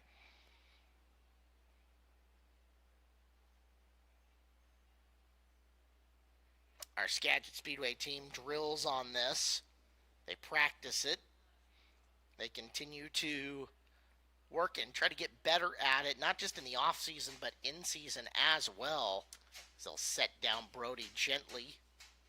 It's crazy to me how much we take our safety crew here for granted. We watch, if you have a Flow subscription or a Dirt Vision subscription or anything like that, you watch some races and it seems like it just takes forever for safety crews to get there, when really they're still there quickly. But we are so used to the safety crew here being so quick and so good that we just kind of forget how spoiled we are up here at Skagit. Yeah, I'll put our crew up against any crew in the country. Any, and that's the Knoxville, Eldora, any of them. That's the ones that get talked about all the time. I'll take ours just in terms of speed of response any day, and especially when it comes to getting it clear and us back and underway. So you can see the top of the Ferguson car. He is out of the race car. Good news, put your hands together. Brody Ferguson dejected in turn number 2. You can see him making some hand signals to his crew. That car, Brody up in Canada, but that car lives down in Mount Vernon. It operates out of the Serrano shop. And so they'll have a long week of putting that back together. Yeah, he kind of had his hands up on his head, like just frustrated. Doesn't take much at the speeds that we're going here at Skagit Speedway for one little mistake to turn into something big. Eric and I were talking about it kind of more with the Sportsman guys, but where all that grip is up in the top, man, if you hit it wrong or enter just a little bit off, your car tightens up really quick, and you are hauling the mail on the top here because there's so much grip that, sometimes, and of course I didn't see what happened, but, you get tight, buried up in that cushion, we'll call it, that things happen very quickly. Yep. So Ferguson will go on the hook. We'll take him off racetrack. We'll take a second to thank some of the fine people who bring racing to you at Skagit Speedway. And Skagit Roofing's one of them. They have been keeping local family homes and businesses safe and dry for over 35 years. They're old school guys. Do it right with the best materials, workmanship, and customer care. Check out all their 5-star reviews and awards. Skagit Roofing has been voted the best roofing company in the Best of the Best Skagit Valley Community Awards for the past 3 years in a row. Their goal, to continue to earn happy customers for years to come. To contact them for a free roof evaluation, visit SkagitRoofing.net. That is SkagitRoofing.net. We'll see Lane Taylor lead the field back to green here with just a few laps left. Colby Thornhill, man, he had that car wound up and ready to drive around Lane Taylor. But let's not forget, Trey Starks is sitting right there in third. You know, this might be exactly what Colby has been hoping for in this one, as he was right on him in clean air. And we've seen how often that the Interstate Battery's outrageously dependable restart zone comes into play here. Colby has got lots of experience starting in that 1 or 2 position here in the restart zone, and Lane does not, being more of a part-time schedule and taking a lot of time off. So Thornhill with a chance, if he can get good launch, to put a big move on Taylor here through 3 and 4 on this restart, and maybe usurp him for that lead that he needs to make the redraw. Well, I understand it's just a heat race, but Colby is one of the drivers that will do whatever it takes to win any race he's in. Yes. So I would not be surprised to see, whether it's a slider or just driving straight around Lane. Colby will put the car where it needs to be to get the win. So it'll be a very fun restart to watch, that's for sure. All right, so dig into your notebook of racecraft here, Justin, because we saw Taylor make the adjustment to the high groove in 3 and 4. If Taylor's intent is to go to the top of 3 and 4 on the restart, if you're him, do you start early in the zone or do you start late? Well, if you're going to go to the top, so here's the thing. You don't want Colby to have the momentum, right? So he's going to need to whoa up a little bit to run the bottom. Like, I'd probably start early because I need to get my car wound up to go to the top. Maybe you try to do something like you slide yourself, you know what I mean? Where you kind of enter lower and drive across it if his car feels like he has that much drive in it. Like if it's under him that well. The thing that you got to worry about is through this middle groove here, which I think there's still enough grip, but a lot of times the track gets so dry that you lose all your drive through the middle. So I would think you'd want to start a little bit earlier, but you got to be ready for that slider from Colby, because if he has enough speed, he'll get his car pointed to the bottom quick, and we're about to find out. Ooh, it's a really good restart for Thornhill, right on his tail. Here comes the slider through the corner, shows him the wheel, but doesn't come all the way through. Oh, Lane gets back to the bottom. They're both going to go sideways and up into the wall, and Starks gets just enough of it to get around as well. That whole thing started out at corner number 4. Colby was on the inside. He touched the back of Lane Taylor's car, just the bumper, lifted his nose off. Oh, boy. Colby drove straight into the corner under Taylor together, and it involves Trey Starks. 3 cars involved in corner number 2. Colby's out of the car, walking through turn 2 there.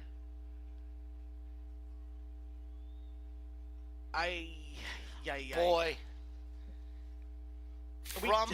So they were side by side at the corner at one stage. You saw Lane get off the top a little bit better, and then to try to protect himself, barrel down to the bottom of turn number 1 where the initial contact began, and everything that happened from there, you saw it here on the feed. Well, so it lifted the nose of the 19 off the track. So I could see the front of his car off, didn't have to drive. But into that, like, Lane probably felt that contact, right? Like, he felt that going down the front straightaway. He knows he has to protect the bottom because he saw Colby to the inside. Yep. So he's coming down a little bit off the wall, and Colby just went straight into the corner, under Lane, and Lane is obviously very frustrated, and then Trey Stark, like, nowhere to go for Trey. Yeah. Right? He's like, dude, all I need to do is finish top 5. I was so busy watching the 19 and 4 together that I missed the contact that sent Trey around and down. Now, for Trey's point of view, looks like he's sticking in the race car because he still has to come out and finish this to make the redraw. And he's got, who else is left in this heat race? So Didiak, Miller, Johnson. We've got a few laps left. So Trey made, God, look at the 19 car. God bless. I think a lot of, so front end's broken, wings are collapsed, hood's ripped open. They got to look at both front and rear of that car. There's a lot more damage to that car than will. I would think they'd have a backup in their trailer, but do they want to pull it out or not? We can kind of see a view of their pits from here. Saving grace for Starks is that Ferguson is out of this race, because all he needs to do is retake this green flag, make a lap, and he's got 5th. He can then pull it in and get to work on whatever they would want to get to work on if they need to fix on it. It looked like to me, so Trey kind of went to go around it and got sideways, looped it, but see, then there was contact on the front of it, so it may have got his nose wing a little bit. It doesn't look like there's that much damage on the 55, but that was... Radius rods are intact, shocks are still up. I think Trey's fine. Yeah, he should be okay. We'll get a better view here as he comes around, but frustrating restart there for, well, especially for Lane Taylor. Man, he comes out to go run, and that happens, and wrecks. You see the rear end kind of, left rear is just completely caked with mud. Very, very, very frustrating if you're Lane Taylor. So this is going to throw Luke Didiuk up into the top, and Destry Miller will be 2nd. Ashley Johnson will be 3rd. Mackey didn't even start. Right. Wow. Yeah. Okay. All right. So I knew the restart was going to be aggressive. I didn't expect to see that aggressive, but it was. That's what happened. So here we are. And clean up on aisle 2. Well, while they do that, keep your engines fired up and fuel tanks filled with Nelson Reisner, a locally family-owned fuel distributor proudly serving Western Washington for over half a century with quality products and services that go the extra mile, tested on the track and trusted on the road, reliably fueling the speed you need to succeed. Accelerate your expectations. Choose wiser. Choose Nelson Reisner. Savvy Bank is the only locally owned community bank headquartered in Skagit County. They believe that when everyone becomes savvy about their finances, our entire community benefits. Call or stop by one of their branches and learn how to bank savvy. Member FDIC, equal housing lender. So under red flag conditions as cleanup continues in turn number 2.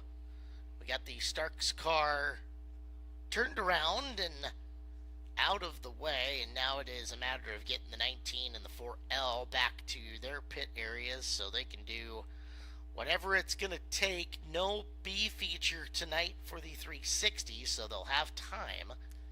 Those are that's sad to look at these two cars. They were flying at the front of the field, Caleb, this torn up.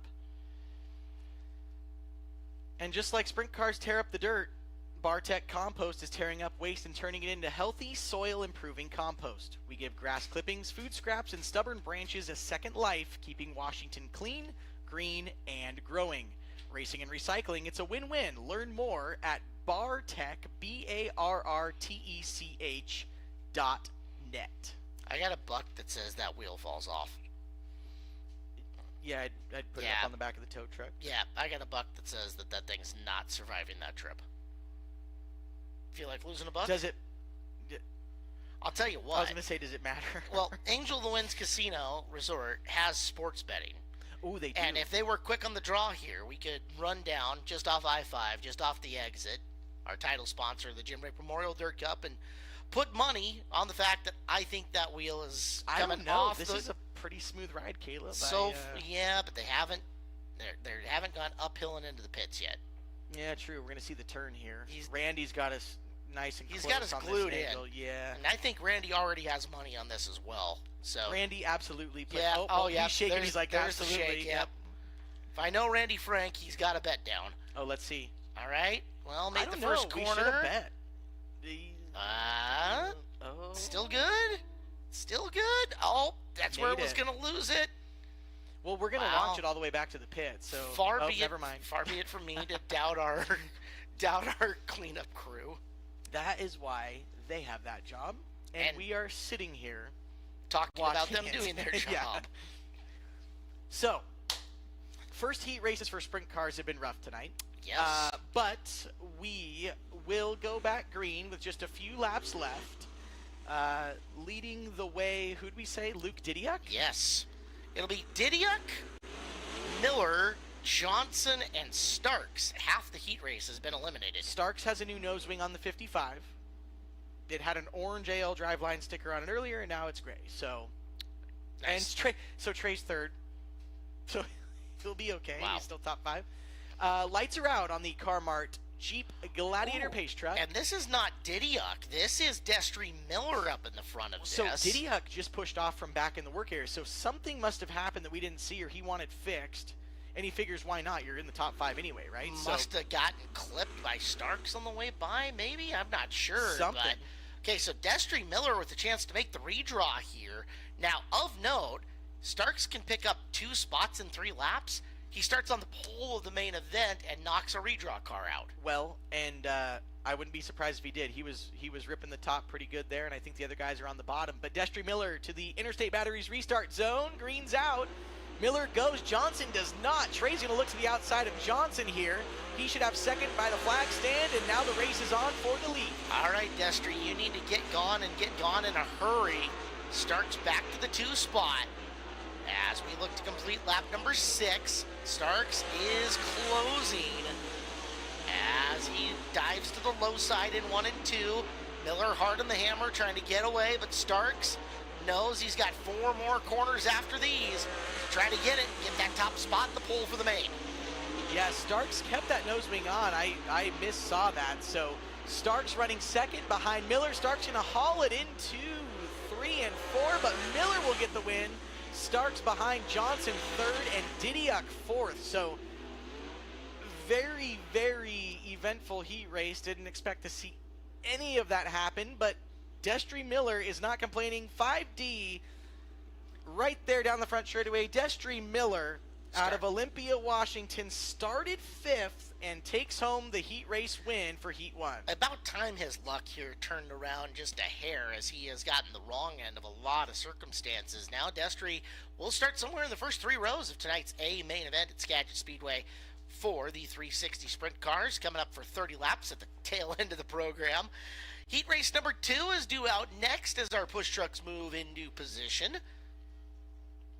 Once again, getting prepped as this is our final Saturday night before the 53rd annual Jim Raper Memorial Dirt Cup, presented by Angel of the Winds Casino Resort, Thursday, Friday, and Saturday, the 19th, 20th, and 21st. The broadcast is going to move. We will not be on our YouTube. We'll be on Flow Racing for that. So if you're not going to be able to be here, make sure you got your Flow subscription up and ready to go. There will be on Wednesday, though, at the golf tournament, Tanner Holmes and I are going to be on hole number 2. Okay. And there's going to be interviews and stuff happening the whole time. So, well, until some battery dies on a camera. I don't know what that situation is. We'll be talking to people as they go by. It's a shotgun start, so we should be there for several hours. Seeing. I texted Dominic Selzy to come by, and he didn't confirm, but I sure hope he does. So there should be some guys coming by for some interviews, and we're gonna have some games, cornhole, axe throwing, all that good stuff. Nice. Heat number 2 being pushed off out onto the track now. On the pole of this one in car 20K out of Maple Ridge, BC, it is Kai Dixon. Starting outside of him from Mount Vernon, Washington in car 33R, it's Bill Rood. Inside row number 2, the Roots Racing 8R from Modesto, California, it's Tony Gomes. Outside of him from Burlington in the 18, it's Jason Sowald. Back 3 inside row number 3. Kira Zylstra driving Tim Martin's 51T. She is Adam Monroe. To her outside, all the way from Edmonton in the 3 car, it is Jordan Milne starting 6th. And at the back from Lewiston, Idaho, it's the 95R of Dan Reynolds. 7 cars will go 8 times around here in our second heat race.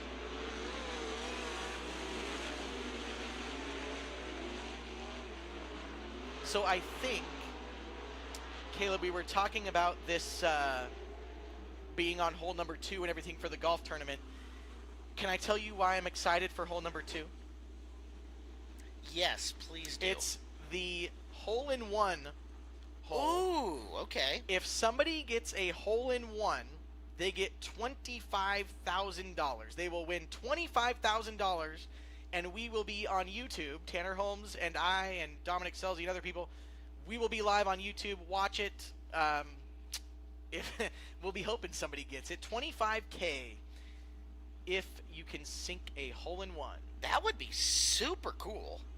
Yes, it would. We're hoping for it. Lights out on the Carmart USA Pace Truck Heat Race number 2 for 360 Sprint Cars. Coming up, 8 laps. Kai Dixon will lead the field to green with Bill Rude, Tony Gomes, Jason Solwald, Kira Zylstra, Jordan Milne, and Dan Reynolds. Down the back straightaway. Dixon picking her up on the inside. Really good qualifying effort from both him and Rude as they'll jump to the gas, green flag out. Rude pinches down to the bottom, and he'll take the lead as Jason Solwald now is going to look to the outside of the 20K of Dixon. Dixon holds it as Bill Rude will lead lap number 1. Same scenario for Solwald. If Solwald can pick his way to the front, he'll have an up front starting spot in tonight's A main event and knock a redraw car out. As he takes a look to the bottom on Dixon, there's the veteran guile showing through as Jason up to position 2 with some time to go hunting for Bill Rude in front of the field. Yeah, Solwald rolling the bottom just as good as anybody does here at Skagit Speedway in that 18 car. Bill Rude still has the lead, as next time by is going to be our halfway point, but Solwald's starting to reel him in. Got a little snug on the cushion. Bill had to turn the car twice, and you saw that cost him some forward drive. Now, if he sniffs Jason down there, he might make a move to close the door, but Solwald passed him in the blink of an eye. Jason Solwald saying, give me the pole that main tonight. And we got a race for third, too. Tony Gomes to the outside of Kai Dixon. He was right on him down the back straightaway as Gomes now goes to third. Kai eating the berm into turn number 1, but Gomes has got it comfortably now. Gomes trying to race his way forward into a better starting spot for the main. He's got 2 laps to go to try to run down Rude, who has got a half straightaway on him right now, but Tony Gomes, aggressive and fast. You ever watch that guy at Tulare? He literally uses the wall to turn the car sometimes. One more time to go. Jason Solwald gunning for the pole of the main. Solwald makes his way through 3 and out of corner 4. 18 of Jason Solwald wins heat race number 2 for the 360 Sprint Cars. Bill Rude 2nd, Tony Gomes 3rd, Kai Dixon 4th, Kira Zylstra 5th, Jordan Milne 6th, and Dan Reynolds rounds out your field. Had a good long talk with Jason pre-race today. His head's in a pretty good space coming into tonight and getting ready for Dirt Cup, where 10 years ago he won his very first and only Dirt Cup A main event in a lot of years of trying. Solwald, summer gets hot, and so does the 18 car. He'll take the W and be the only car out of this that goes to the redraw. In fact, going 4-1, that guarantees him the top starting spot in the main event. And now everybody else is drawing for 2 through 5 as we get ready for heat race number 3. Third and final heat race of the night. In fact, we're going to have Sportsman Sprint B main coming up before we get into A main action. Sportsman Sprints modifieds in 360s, and our intermission on its way as well. Well, if you're craving some crispy roasted chicken and a nice cold drink, you need to hit up the Alger Bar and Grill, just 5 minutes north of the Speedway on Highway 99, or you can take I-5 exit 240, grab a bucket of chicken and Joe's on the go, or try one of the burgers, baskets, or fresh salads. 21 and over with 13 taps, growlers to go, and non-alcoholic options also. Like and follow them. It's the Alger Bar and Grill on Facebook for daily specials, and don't miss happy hour Monday through Thursday from 3 to 6. Call ahead for takeout and mention this for just $1 off your family chicken bucket. All I have to do is tell them that I heard about them at the races and I get $1 off. So here's the deal. When you're hungry pre-race next week, Justin, on your way to the track on Thursday night, you call the Alger Bar and Grill and say, hey, I want a bucket of chicken to go. They'll cut you $1 off, and then you take it down into the pit area and you feed the Dines Racing crew. Has that been going all year? Yes. Wow, that's cool. Way to pay attention Okay, to so the just, ads. well, listen, okay, I'm normally in the pits. That's cool. If you did, okay, tell them you heard about Alger Bar and Grill at the racetrack over the loudspeaker. You get $1 off a family chicken bucket. Winner, winner, chicken dinner. That is the Alger Bar and Literally, Grill's. fantastic. Yes. Our final heat race features the young superstar out on the pole, the driver of the Routine Racing 26, Levi Hillier, has the pole position. to his outside. A lot of talent in that front row with Tanner Holm in the wing down 66 car. He'll go outside row number 1. Row number 2 to the inside in the Lemley family racing number 10. It's Peyton Drake. And to the outside, the multiple-time track champion, the 33 of Colton Heath, will start in position number 4. Position number 5, it's the 29K from Carnation, Washington. It's Levi Coots outside of Dustin Gary. Starting 7th from Mill Creek, we will see, yes, he did make it. It is Cam Smith in car 17. So Hillier and Holm on the front row of our final heat race of the night. Peyton Drake, Colton Heath, Levi Coots, Dustin Gary, and Cam Smith in this field. 8 laps coming up. Cam kind of lingering behind a little bit. I think he's giving himself some space just in case. He knows he's going to make the A main tonight. Well, so the report is they had some engine trouble a couple weeks ago with the 360. Tried to band-aid it, see what happened. So made it up tonight as Hillier and Holm make their way through corner 3, out of corner 4. We're green on heat race 3. Side-by-side run down into corner number 1. Hillier gets the car rotated early. He's got the top spot. But shoots underneath him. Big momentum from Tanner Holm. He is going to lead the opening lap. Levi sits in second. Heath has worked his way from 4th to 3rd on the opening lap. Holm read that perfectly. He knew Levi would slide up. He got the car turned and got the drive down the back straightaway. Is now the 33 of Heath is going to kind of float the middle. He's trying to track down the 26 of Hillier. Coots sits in position number 4 with 2nd and 3rd. Look at Tanner Holm out in the front of him. Closest battle is Heath trying to keep Levi Hillier within striking distance. To that point, Colton tries the bottom coming off the second corner. As he rolls down the back straightaway, Colton closed a little on Levi, but not enough to make a move. Yeah, Hillier still really hasn't been able to see Colton fighting for that spot, but Colton's trying every groove that he can to try to get some drive and just not quite able to get anything going on the bottom. But so far, everybody just kind of strung out as Tanner Holm is out in control of this one. Now, Heath found a half groove off the cushion that time and closed a bit in 1 and 2, closes a bit in 3 and 4. Colton Heath experimenting, he's looking around his legs. However, not super long. As to the white flag, Tanner Holm looking for the heat race win and a spot in the redraw. Tanner Holm comfortably through corner 2 as Hillier and Heath between them is out of corner 4. 66 Tanner Holm will take home the heat race win, followed by Levi Hillier, Colton Heath, Levi Coots, Cam Smith, Peyton Drake, and Dustin Gehring. Give him a hand, folks. Your heat race winner, Tanner Holm in car 66.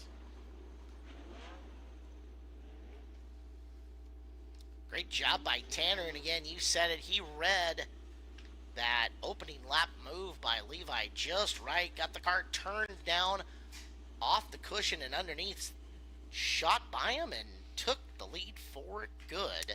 He knew that the best chance he had was to get that lead and just drive away from everybody. Heat races normally get strung out like that, and Tanner had a ton of speed to get it done. All right, well, that puts us at our break, although push trucks are working their way into the back. And as we always do here at our break, it is time. Let's see how quickly they're going to get that B feature out there.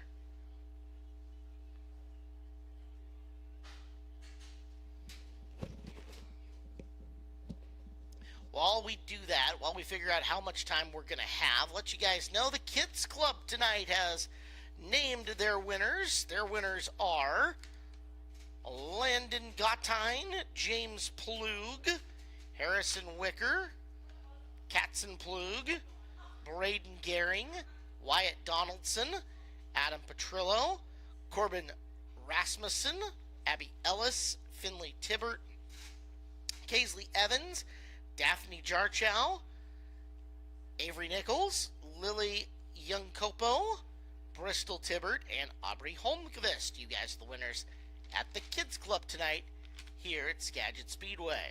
Well, just like that, Sportsman B is rolling out to the racetrack.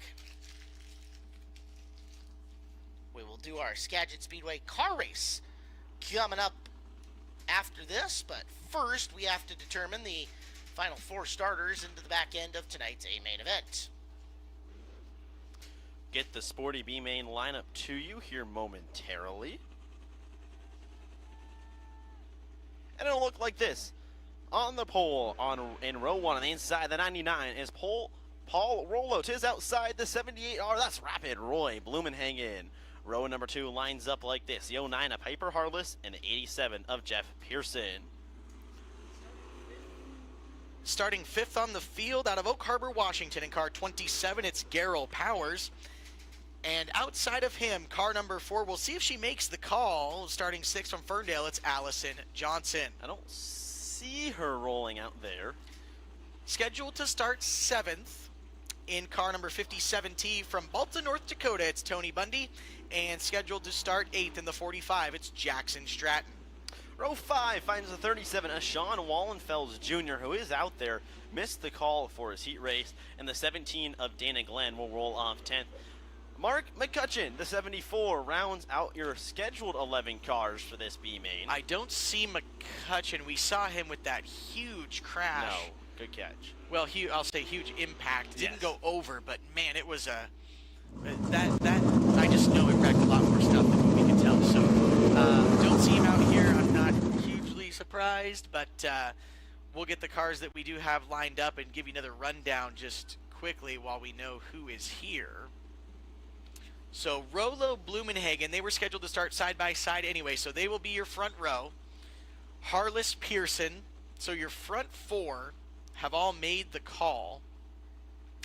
Garrell Powers scheduled to start 5th in that 27. Allison Johnson not here, or not out on the track, I should say, so that should move the 57 of Tony Bundy up. Then you've got the 45 of Jackson Stratton, who is scheduled to start 8th, so he'll gain a position.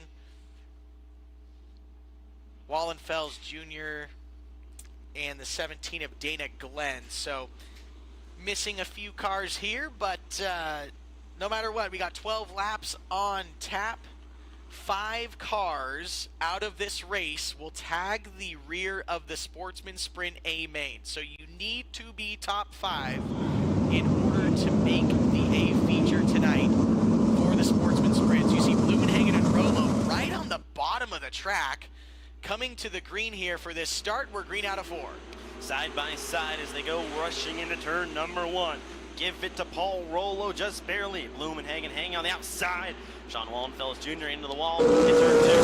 Paul Rollo leads down the back straightaway into turn number 3. Blumenhagen tied into 3. That's going to give Jeff Pearson the lane to get to the bottom and get to 2nd. Blumenhagen looks at the bottom, but now it's Harless that's going to come to play, looking for the 3rd spot. Harless trying to battle in as farther back in the field. A battle for the transfer spot is on. Top 5 make it. The 57 has it. The 17 wants it. Tony Bundy and Dana Glenn going at it. Dana Glenn got a ton of speed out of 2 the last time, but right now it's Paul Rollo in control of this thing. He is not looking back at all. Dana Glenn looking to the outside of Bundy, almost made contact as he just wants to make the show. He needs to get by Bundy to make this A main if he wants to race 25 laps as Harless makes contact with Blumenhagen. Blumenhagen is around and we go yellow. Harless and Blumenhagen made contact on the entry of 3. Harless had just a little bit more momentum, made contact. Blumenhagen didn't go around, but comes to a stop at corner number 4. And that's frustrating if you're Blumenhagen, especially because you're running in a transfer spot. Harless was also running in a transfer spot. There was really no need to necessarily push the envelope. Of course, you want to have those starting spots a little bit better in the AMA, but you're both in a transfer spot at the end of the day, Justin. Yeah, I agree. I mean, I can be wrong. Like it's easy to say from here. It is so easy to yes. You're Monday morning right. quarterback it. But yeah. You don't need to push the issue, but I don't really see that was even pushing the issue. No. She was right on Instant his replay rear coming. bumper. Oh, we have a replay. Excellent. We'll Okay, see. here we go. So you see the contact just kind of floating in there, and Blumenhagen, as I said, doesn't go around, but Harless just enough contact to get an upset and stall the motor. So Blumenhagen will come back. We can hope that he gets back to the 5th position to get that spot, but he's got some other guys he's got to get by to do it. So the person that really enjoyed seeing that was Dana Glenn, because he was just outside trying to get by the 57 of Bundy. Oh, we're going to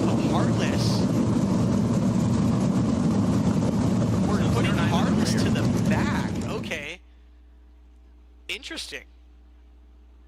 I didn't see that coming. I can't say I did either. But, I mean...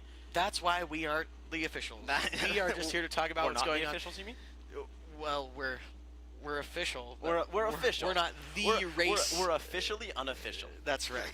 We're not the race director. There we go. I'll say that. So Harless to the back. So out of the transfer spot that she was in, we've got Rolo leading, Pearson, Bundy, Glenn, and Powers. Your top 5. Those are the cars in the transfer spot. So looking from the outside now, is Jackson Stratton is coming to the Interstate Batteries outrageously dependable restart zone on the back straightaway. Rolo can go anywhere in that green stripe on the wall as we're 4 laps into this 12-lap race.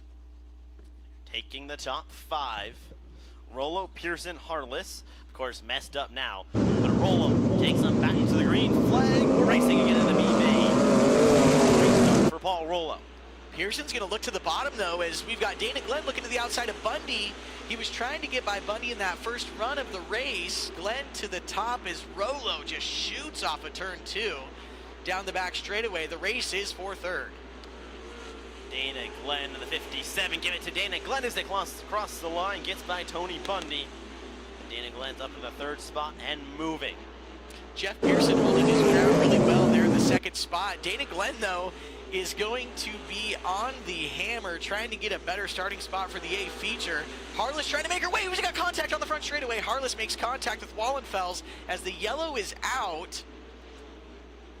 Real estate just ran out of real estate there on the front straightaway as Harless was trying to get by the 37 of Wallenfels as nose wing and everything collapsed on that 09 machine. That's frustrating, especially after that little loop-de-loop getting sent to the back.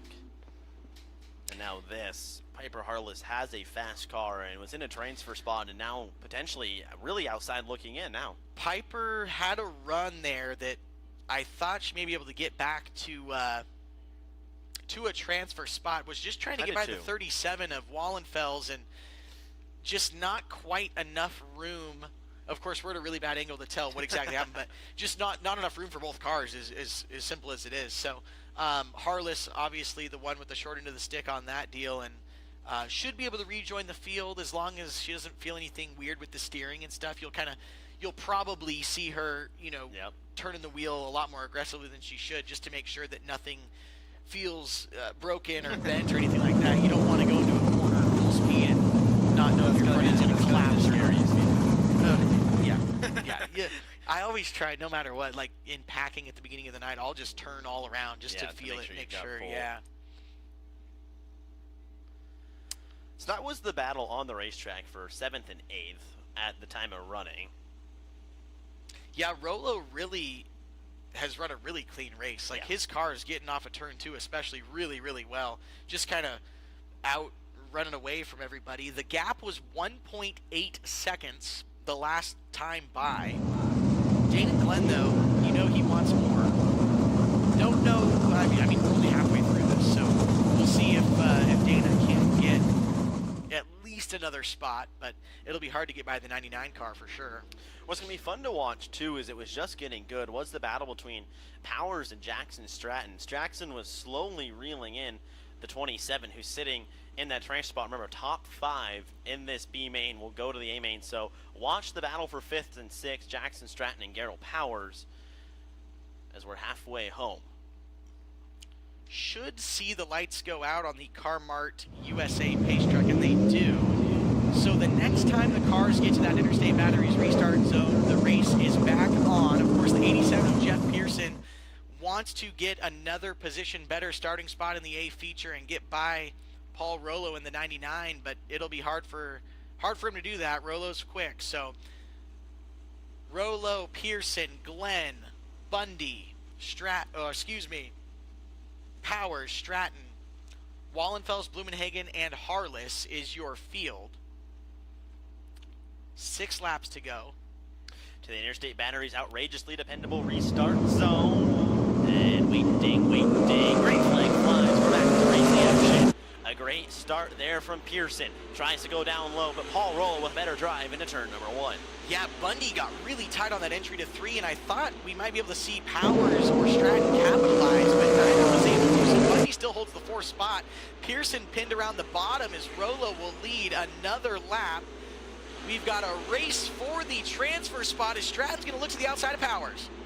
Powers holds him up high, but here comes Jackson Stratton. Give it to Stratton down the back straightaway. That's the race for the transfer spot. And Jackson Stratton, Powers pushes up massively. Caution flag fly. Do we have debris somewhere, maybe, possibly? We see a side-by-side going out in middle of 1 and 2. I think I see right something on in the turn Corona 2. sign. Yep. It's a nose wing panel. Piper Harless, maybe? Or she might be off Piper Harless. Yep, would be off of Piper Harless in the 09. Get a good look at the 09 as she'll roll by the front straightaway. And yeah, I don't see any paneling on the nose wing of the 09. So she's running, what, 8th right now? 1, 2, 3. Okay, 4, Justin. 5, 6, 7, 8th. Okay. We get a good look at it on the big screen. How much is this affecting her handling the way her nose wing is? Probably not that much. I mean, it'll affect it a little bit because you're used to that wing putting that downforce on the nose of your car. But there's a good look at it. If anything, she's feeling like, oh, I can't feel the front tires as good as I probably need to, or did for sure. It does.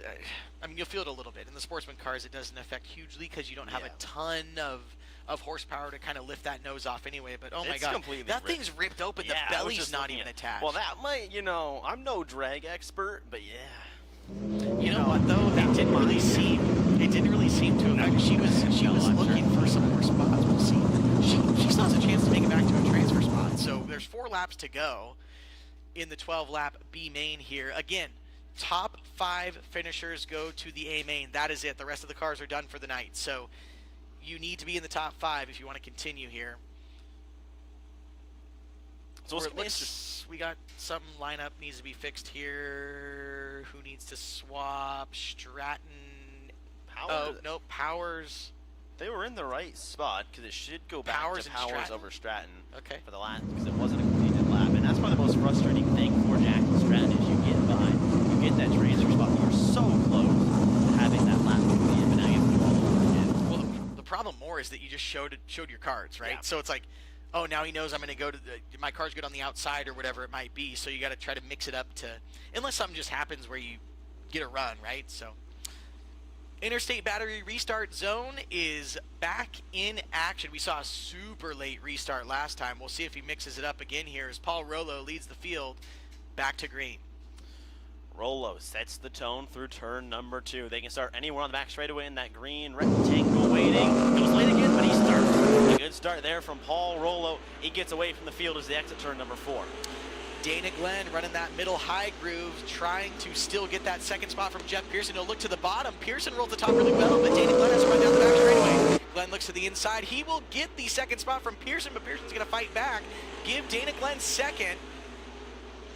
Harless still running back there with Powers as Jackson Stratton into a transfer position now. Jackson's up there, but Harless is Harless into the wall hard. Red flag should come out for that 09 car. Big impact. So Piper Harless gets high off of turn number 2 and crashes into the outrageously dependable restart zone. And red flag flies 10 laps into the Sports Sprint car B main. We see her take the steering wheel off. She's getting out of the car with the safety crew there with her. Piper Harless out of the car, ladies and gentlemen. Give her a round of applause. Safety crew right there to make sure she's okay. As we got an instant replay here coming up on the big screen. She'll be coming in on the right of your screen. Watch up high through turn 2. It's going to be late. Right about the Napa Auto Parts side. There she is. Yeah, big impact with the right rear corner of that car. Is kind of did a pirouette wreck there, but really good to see Piper get out of the car, and just a frustrating 10-lap run there for Piper, being in a transfer spot, running through running through some issues there, but good enough to get out of the car.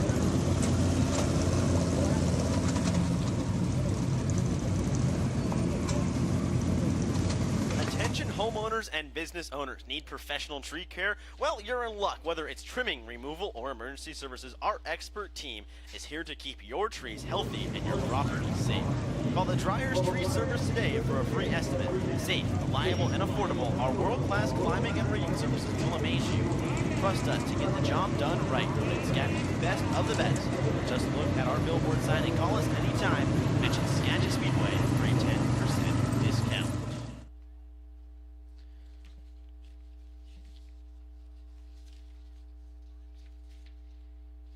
Get a good look at the 09 of Piper Harless on the back of the Skagit Speedway wrecker, and rolling well enough to at least be pulled off with the front end. Unfortunately, I would imagine there is more damage than what meets the eye on that 09, especially in the rear when you look at that right rear. Oh, there's so much connected. You've got the torque tube, the just torsion arms. I'm thinking through all the parts that I wrecked when I hit the wall. Yeah, shocks. I mean, there's so much stuff that you got your Watts link and everything over there. So none of it cheap either. Yeah, everybody loves, oh, it's just bolt-on parts. Yeah, well, the bolt-on parts cost more than what a chassis costs sometimes. Yeah. So it's, yeah, sure, it's a bunch of little stuff, but it's all very expensive when you put it all together. Well, 10 laps of 12 total. Get the cars refired. Again, top 5 transferring into tonight's Sportsman Sprint Car A main. They'll have to hustle too. The Sporty A main, scheduled anyways to be first on deck. I wouldn't be surprised if that flips around a little bit to give some of the B main drivers a touch more time. But nonetheless, potentially will have to hustle out of the B main and get right back into your car for the A main.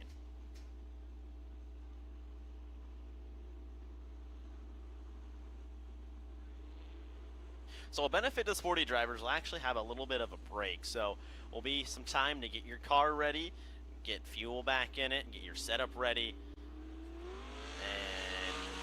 and go out for 25 laps of a Sportsman Sprint Car A main. Well, it's going to be a really stacked and fun A main, I mean. Yeah, we've got, so this is a 12-lap B main here, 25 laps coming up for the Sportsman Sprint A feature. Modified A main will be 25 laps as well. And then the finale on the night, the 360 A main, will be 30 laps. So still our 3 big races on the night to come. We'll reset the field for you now. Paul Rollo has led it all so far. Dana Glenn sits in second. Jeff Pearson in the 87 sits third. Good run for Tony Bundy. He's up to fourth, and Jackson Stratton can finally breathe easy for now. He's got the transfer spot after getting by the 27 of Darrell Powers, who's in sixth. Piper Harless outs that one Sean Waldfield Jr. up, and so does Dwight Copenhagen. So the 5 now that are set in transfer position. Still 2 laps to go. Yep, a lot can change. Rollo, who has been unchallenged really in this B main. Dana Glenn, Jeff Pearson, Tony Bundy, Jackson Stratton. To the restart. We are green. Rollo leads him down as Dana Glenn got that car nice and turned, but that 99 car out front, Eric, there's no touching it. Stopping it. He's too quick right now.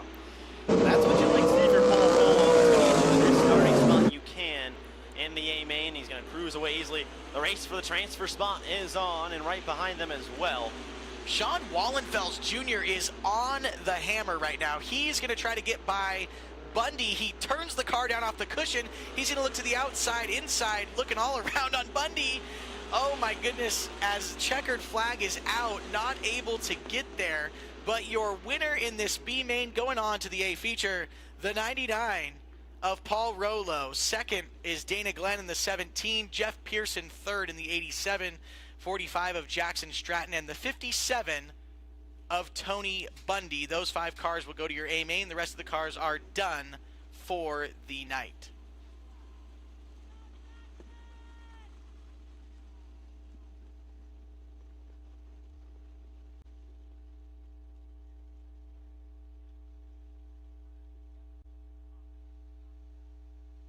Well, folks, folks. Intermission is here. Sportsman Sprint A main is due up next according to the list that I see. Big thanks to our friends at Banner Bank for supporting the Skagit Speedway. Stop by and meet the friendly team at the Burlington location for all your mortgage and banking needs. Banner Bank, member FDIC, equal housing lender. And of course, we are ready to go with our Skagit Speedway car race. Cole at the control. Please summon the race on the big screen if you would. It is time, sir, for the Skagit Speedway car race. Yes, it's our favorite part of the night. And it's brought to you by RunGoodLife.com. Car races on the big screen. And, yeah, you can check out YouTube.com/RunGoodLife. Throw them a subscribe and check out Jonathan and his pack breaks. They are absolutely fantastic. So, all right, we're getting it pulled up. We're getting it ready to go. This is an excellent time during the night to throw down some bets, get ready to go, because here on the year, we do keep track of the SkagitSpeedway.com car race in terms of who's leading, who's doing well. Currently, as far as the standings are concerned, the leader is a three-way tie. Yes, the Picklemobile in the top lane has 2. The Ketchup Packet red car has 2. The Banana Wagon on the bottom, the yellow car, has 2. The Race Routine Foundation blue car got the opening night win and has not won since. So it is on a 6-week streak, or a 6-race streak, of not being able to pull her together. So, we have got our car race music ready to go. We'll need to mute the stream, by the way.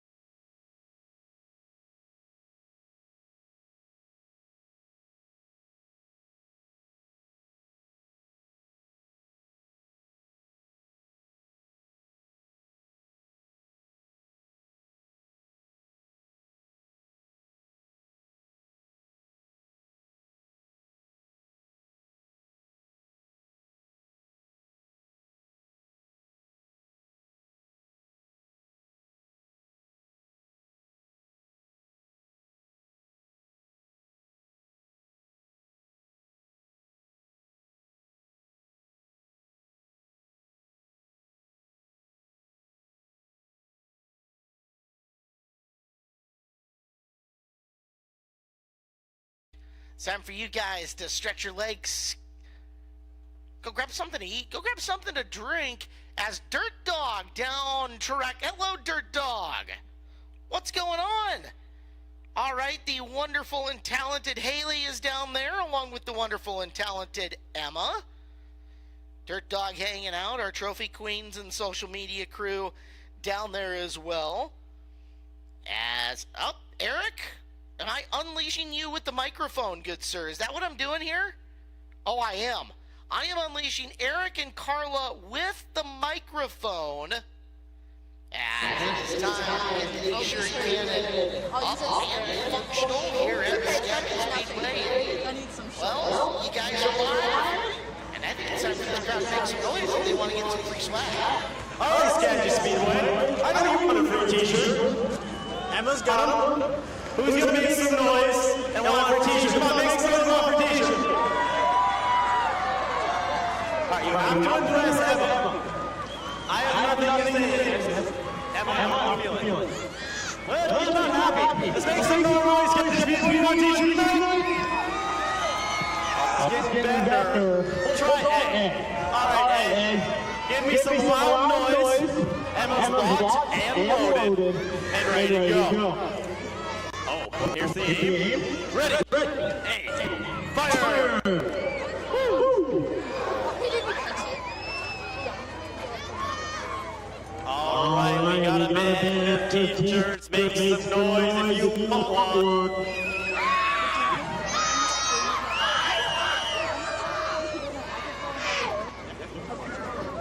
All right, let's see. Can I say a word? Oh, she's getting smacked. Wow. And you thought you wanted me to run your microphone, and you're talking smack. Thank well, at least I am the grandstand. All right, well, make some noise. You want to teach her from Emma? I guess we'll still make some noise, even if she's talking smack. All right, then we're going to get one down. Are we going to see? All right, if you're in the gym before grandstand, make some noise for a t-shirt. All right. See the guy up there in the gray sweatshirt? Next picture. I'm standing up. If you get up there, I'll be in the middle. All right, Hoosier flag. Wait his hand. Right down, sit right next to you. He gets it. She's going to get it there. Section team, make some noise. T-shirt coming to you. Locked. Loaded. Waiting. Acquiring target. Make some noise up there, John. You want to teach it? There we go. All right, John. Here he comes. Oh, so close.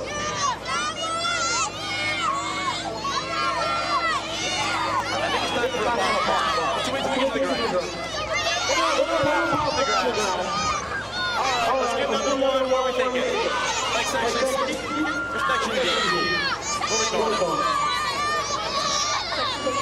All right, section D. She's spoken. We're coming to you. Make some noise. Teacher. And Justin Youngman, help him with track rep. There we go, Justin. A man many traits. All right, section D, let's hear it get loud.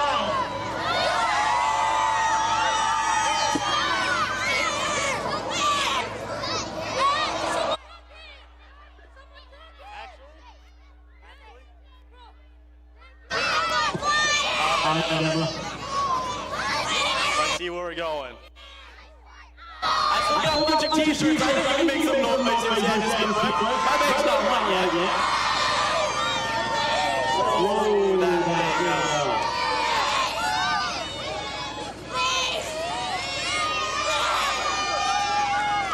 Here it comes. Everyone's spread out. Let's not run over each other. Neighbors. If you don't teach t-shirt, it's okay. We got other ones. All right, everyone go loose.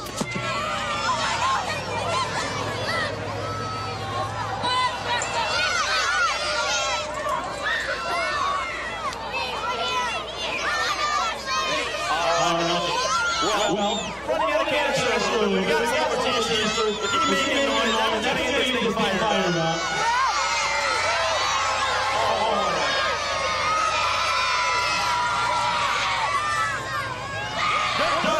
T-shirt. Make some noise if you want a t-shirt from Dirt Dog.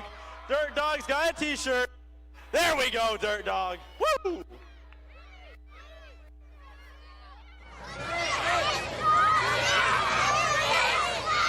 we out.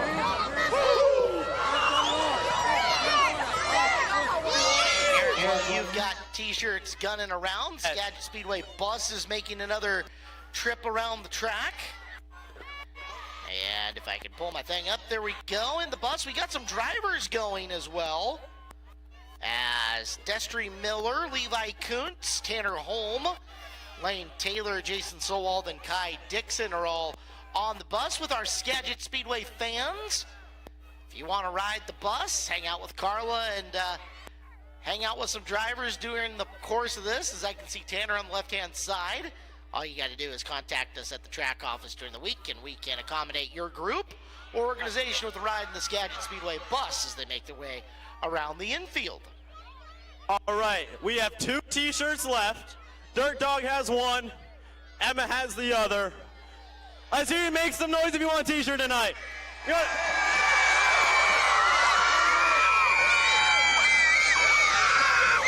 All right, Emma, it's all down to you. All right, make some noise this way. Make some noise this way. You want some t-shirt? My t-shirt. We're gonna be in the crowd, go. Section up, you want a t-shirt? All right, the guy that got Section G, you want a t-shirt? F, do you want a t-shirt? Section G. Section F, some noise for the t-shirt. Give it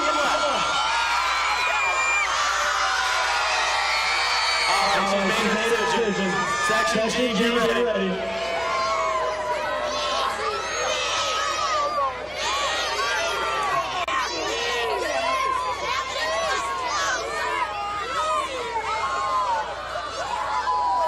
Psych. We got a little more. All right, Section F.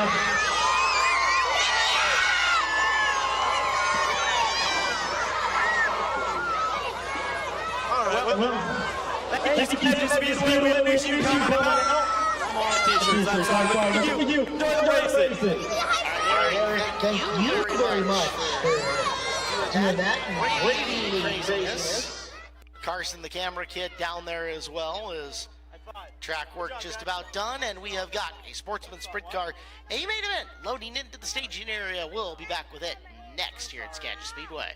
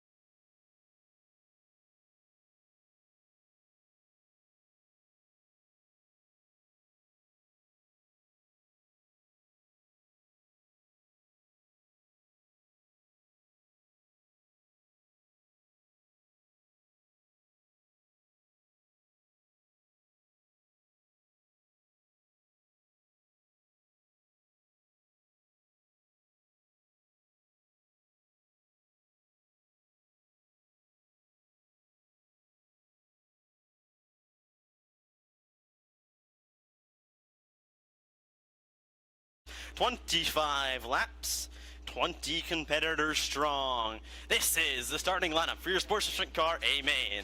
On the pole out of Cedro Woolley, Washington, driving the number 19, it's Alden Ostrom and his outside. A two-time winner this year at Sandwood, Washington, 22J is Jessen Jacobson. In row number 2, in the 73 at Everson, Washington, starting third is Peyton Drake and his outside. The 21Z, that's Kira Zylstra.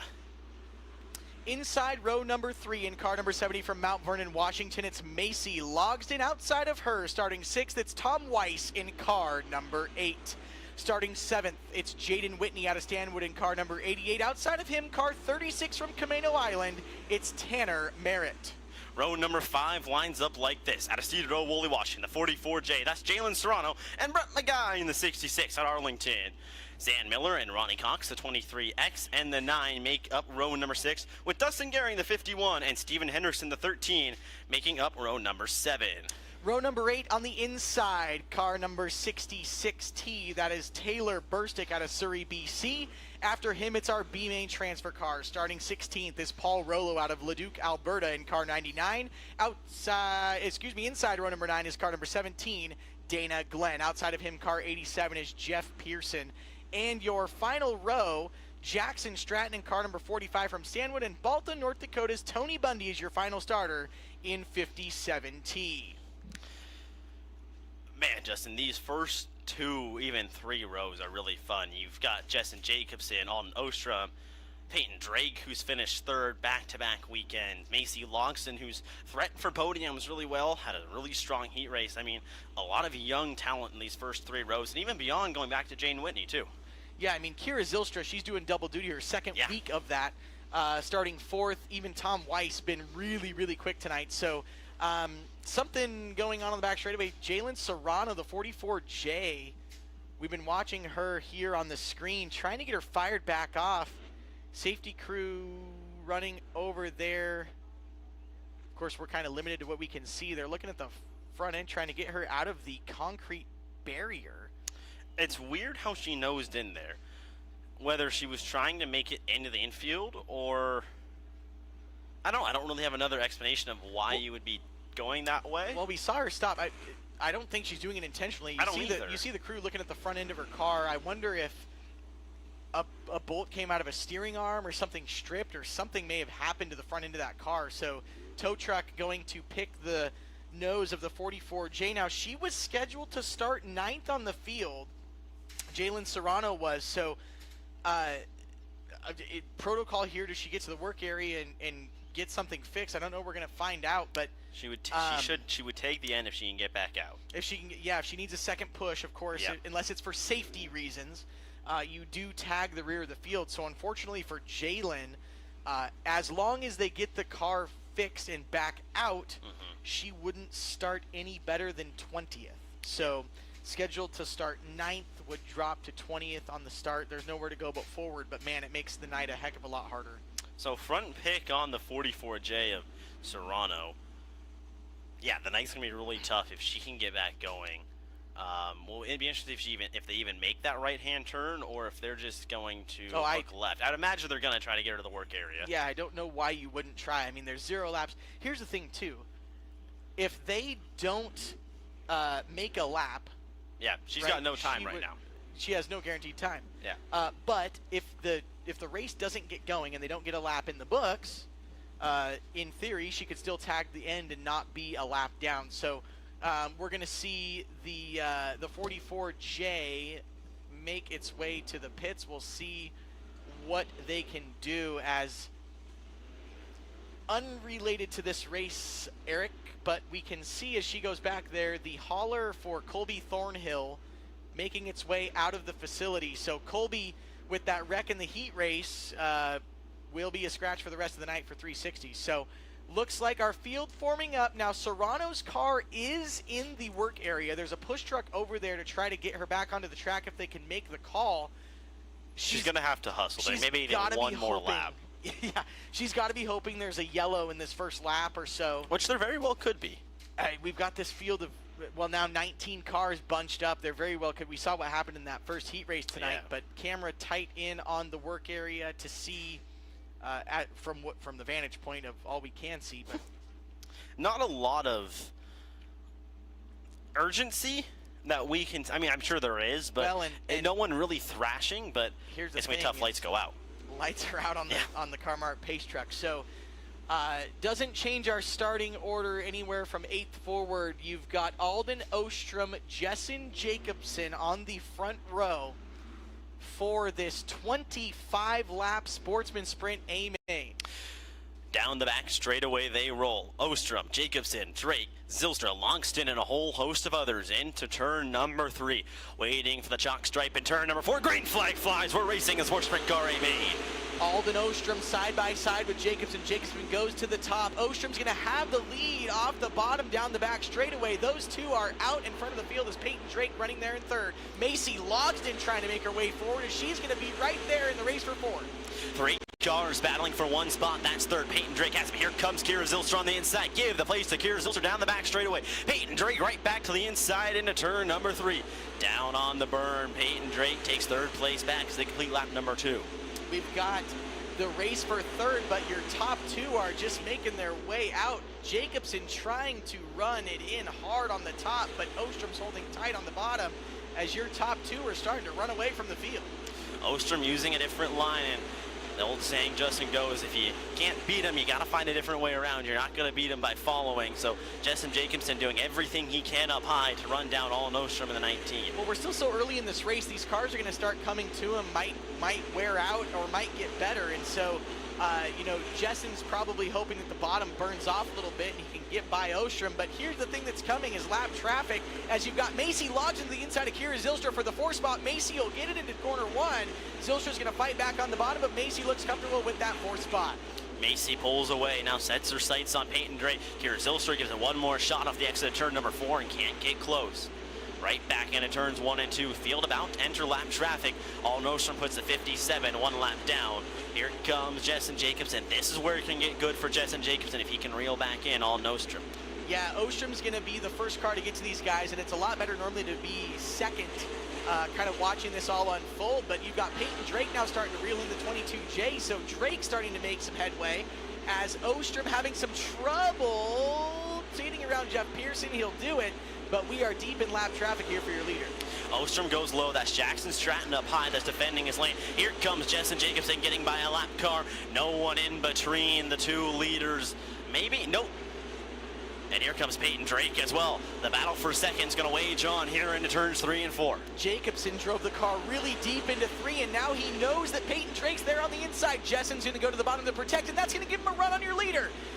Ostrom comes off the top. Jacobson now looking to the bottom. Ostrom goes to the bottom. Jacobson to the top. We've got heavy lap traffic in front of him as your top 4 are all right here in the same lap cars. They don't look now as Macy Logston threatening on the battle too. Alden Ostrom pulls away, but here comes Jessen Jacobson down the back straightaway, diving it into turn number 3. He goes up high. Alden Ostrom down low. Ostrom holds him off. Jessen Jacobson gonna fight into turn number 1. Jacobson drove it to the outside as you got Stratton getting up into the wall as Logston now going for second down the back straightaway.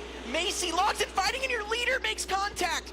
Upside down as Alden Ostrom. Red flags out as your leaders were in heavy, heavy lap traffic. Big save for Macy Logston too. Almost stopped, but she didn't, so she'll get her spot back. But Alden Ostrom over in turns 3 and 4. A little bit of fire out of the car. Safety crew making their way over to the 19 of Ostrom.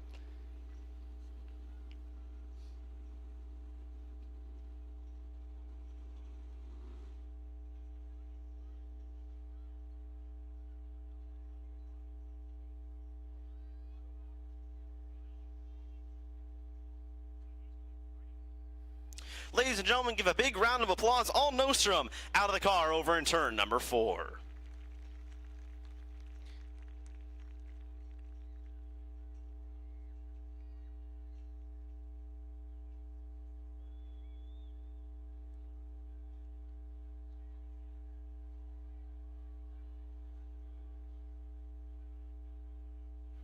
So Ostrom's out of the car. We've got the 22J with, okay, so instant replay coming up on the big board here. There's a lot that happens in a short amount of time.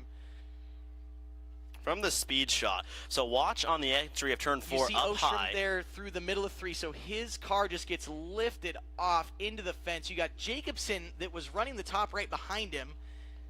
Drake was right there as well, so Drake comes down off the top, logs and makes contact. I wonder if we can run it one more time. We'll see if we can't watch that again, as you'll see Ostrom come into the picture trying to get around a lap car, makes contact with that right rear tire and just got over, upset the car. So safety crews also attending to the 22J of Justin Jacobson. Saw a small fire under that. We've got the and 87 big Jeff fluid. Pearson. Yeah. Here on the front straightaway, he's out of the car. There's a lot of fluid under his car. A lot of, is that radiator? That would be my guess is radiator fluid. Randy, our cameraman, nods. Yes. Pearson was running at the time 18th in the 87. You've got fire safety crew in 4 with Ostrom, fire safety crew in turn 2 with Jacobson, who's now going to inherit the lead as long as everything Unless he can refire, yes. is okay on the 22J. Definitely mixes up your lead cars here. We'll have to see how timing and scoring all shakes out, but your leader, the 19 of Alden Ostrom, he will get the tow truck back to the pits. Unfortunately for him, he leads about half of this race up to lap 12 of our 25 lap feature here for the Sportsman sprint cars. And that was some of probably the best speed he's shown all season tonight. He was running really well. That car looked comfortable and controlled, and unfortunately you see how quickly in an instant things can turn from good to bad in racing and sprint car racing as a whole.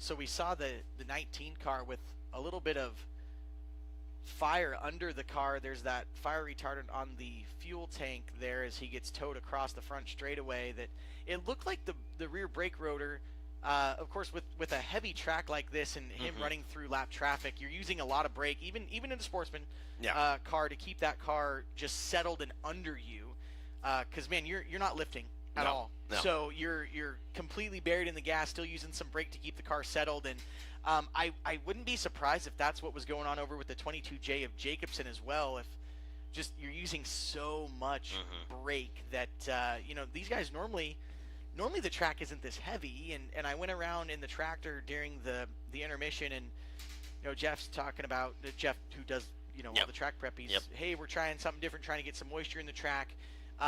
Came out and watered it every single night this week.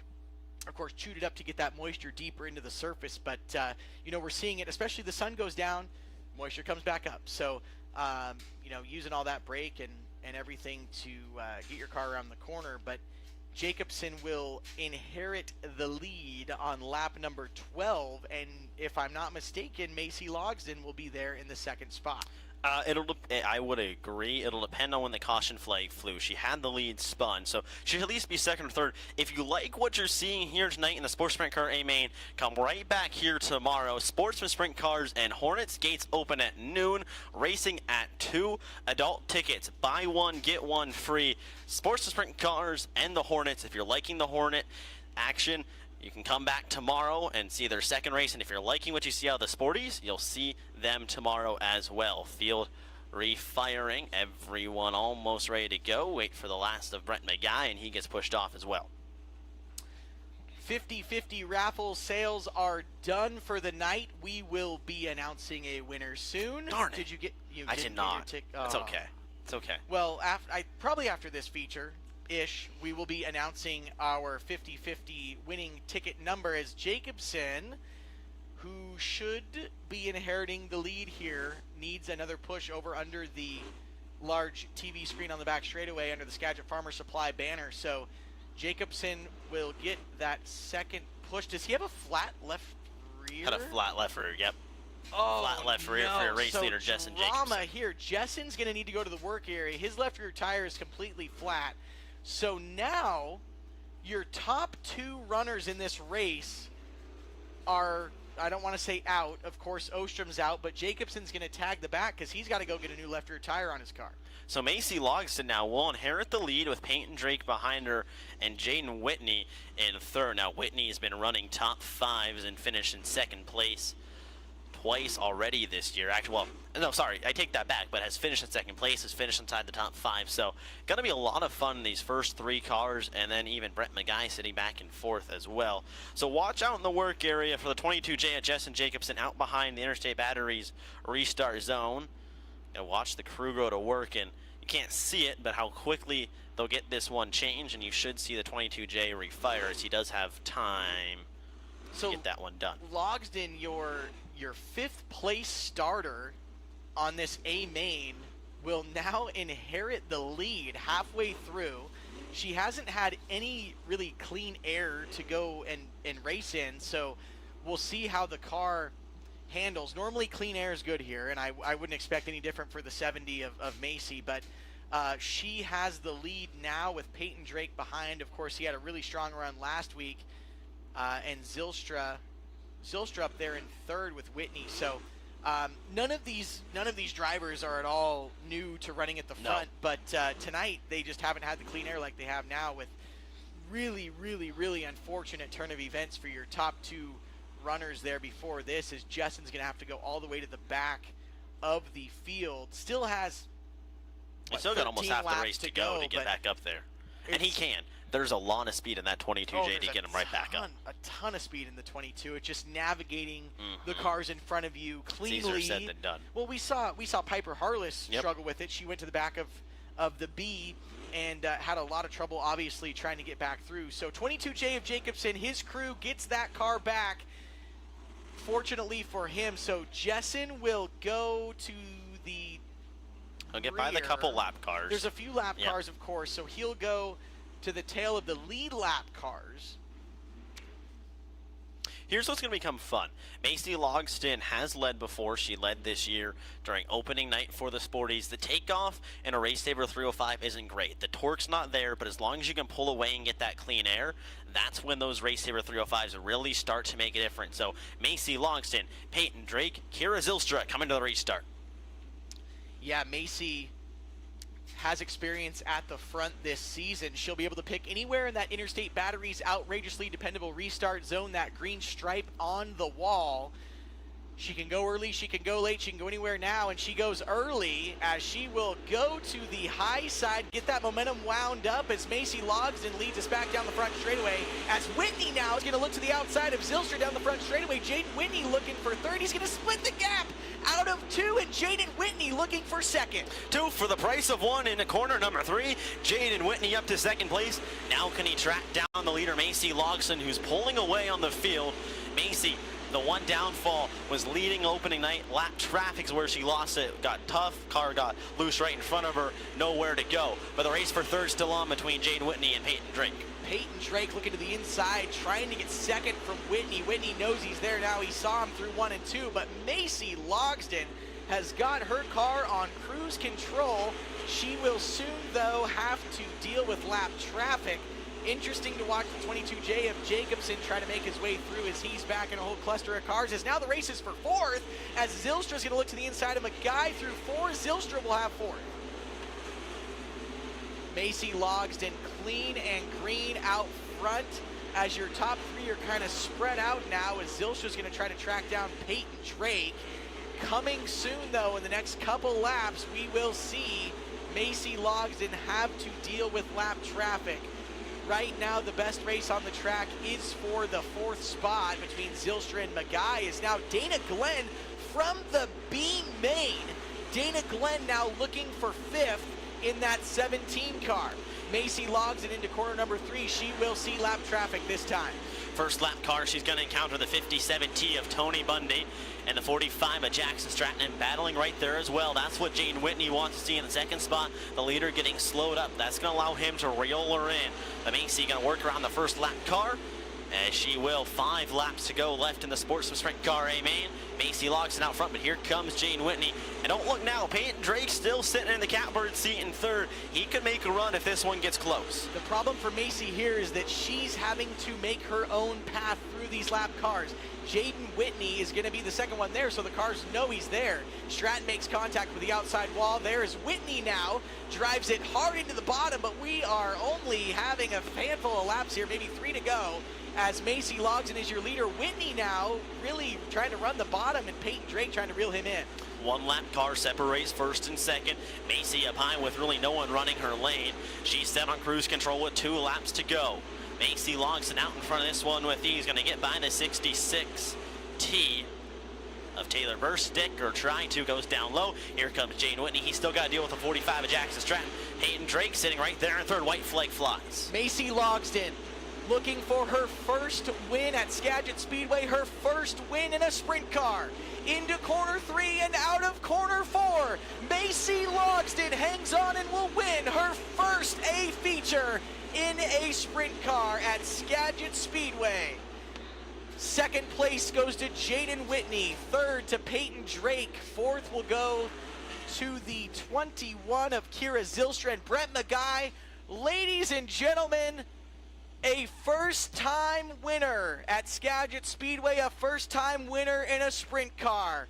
Macy Logsdon will make her way to the scales. It will be official here in just a moment. Leonie and Justin Logsdon made the switch from Deming Speedway last season, where she's raced for several seasons. With the help of Brett Magai and his crew, they got that 70 car together. And Macy Logsdon gets pushed up onto the scale. We'll see that it's official here in just a moment. Waiting for that green light to turn on. It is Caleb. Macy Logsdon, give her a hand, folks. She is your winner. The first time she has won in a sprint car here tonight. Pretty cool deal for Logsdon. That makes back-to-back years of women winning in open wheel divisions. Hannah Lindquist got a midget win in 2024. Macy, the first of our female competitors to get the job done here in 2025, with a lot of season left to go and continue on for her. Whoa, how was that? Peyton Drake, 73, was 3rd. Peyton might have taken it back to the mid area, get ready for the 60 lane. Nope, there he is, just height. He'll roll out. Ladies and gentlemen, Macy Logsdon is your winner. Up on top of the car, give her a hand. We'll hear from her in victory lane in just a moment as her crew with everybody joins her down at that 70 machine on the front straightaway. Quite popular, and she is well liked by her fellow competitors down there. She races hard, she races clean. Justin Leone well liked as well as very cool deal for the team behind the 70 car.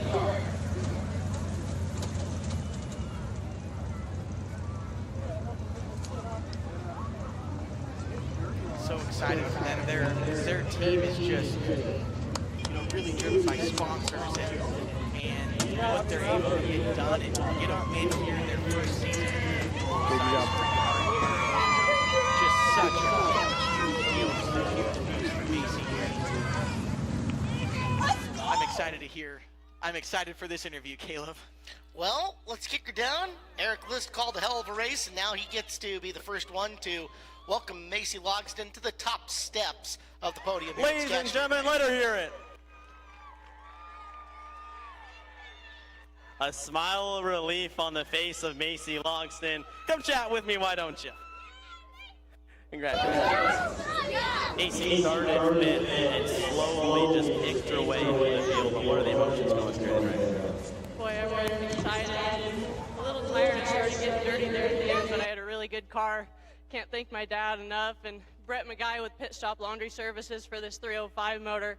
This thing obviously rips, and everybody else that's on the car, I couldn't do without all my supporters. Everybody that came out tonight is my sponsor. Macy, it was lap traffic with a race where you won or lost, and you went through lap traffic really well. How'd you get that done? I was a little nervous watching Alden go through it earlier. I knew I just had to be careful, and my timing's still not quite right with how close I can get to the right rears on these things, so I kind of just held back. And there on that last lap, I kind of just played it easy just because I figured I didn't want to wreck it. Well, ladies and gentlemen, give a big round of applause.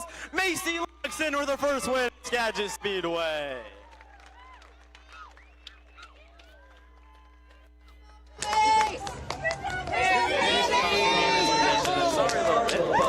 Oh, so close. You got close to Macy. A couple more laps, you think you could have got there in traffic?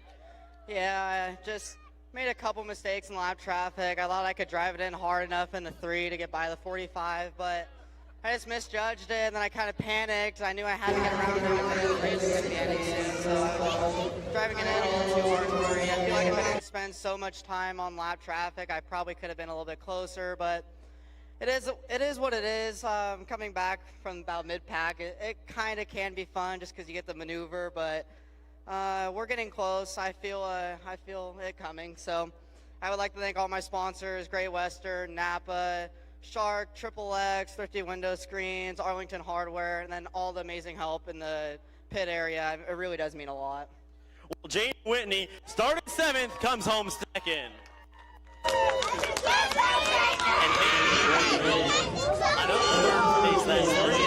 On the podium. How would you hold up there behind you? Because, man, they were still threatening. I don't know. I wasn't really focusing on them. I was just trying to hit my marks and keep myself clean and straight and trying to keep the car on the ground, but I kept entering way too high in ones, so I kept jumping a bit. But well, Peyton Drake brings it home with a Macy Loxton picking her first Skagit Speedway win.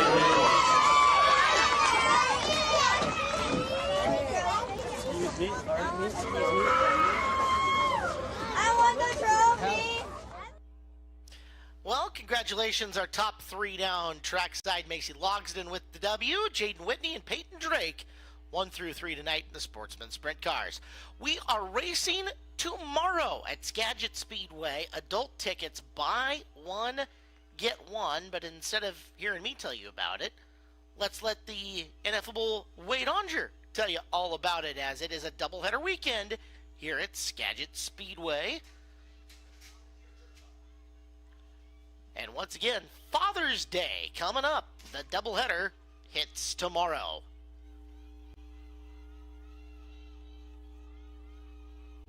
Buy one, get one free this Sunday at Skagit Speedway. To celebrate Father's Day, if you buy one adult ticket, you get one free this Sunday. Saturday night from 7 p.m, there's 360 sprints, sportsman sprints, and IMCA modifieds. Then Sunday, it's buy one adult ticket, get one free, with racing from 2 p.m, sportsman sprints, and Hornets on Father's Day. Get your tickets at SkagitSpeedway.com. Action starts 2 p.m. Sunday, Saturday at 7. Thank you, Wade.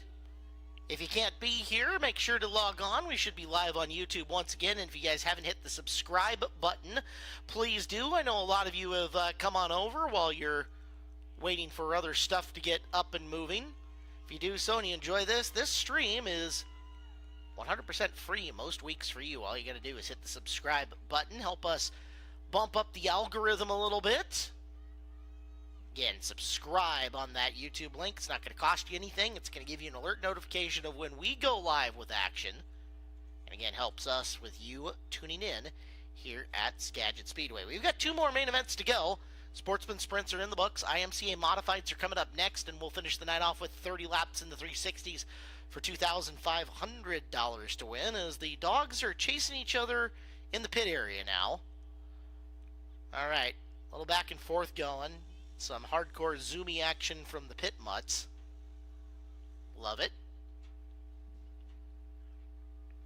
We will get Logsdon's 70 car pushed off, and then the IMCA Modified 25-lap A main is coming up. Now, Modified main is lined up by the last 3 main event scores that these drivers have in Skagit Speedway IMCA Modified action. So the average of that lines up this feature from front to back. High score at the back, low score up at the very tip top of it.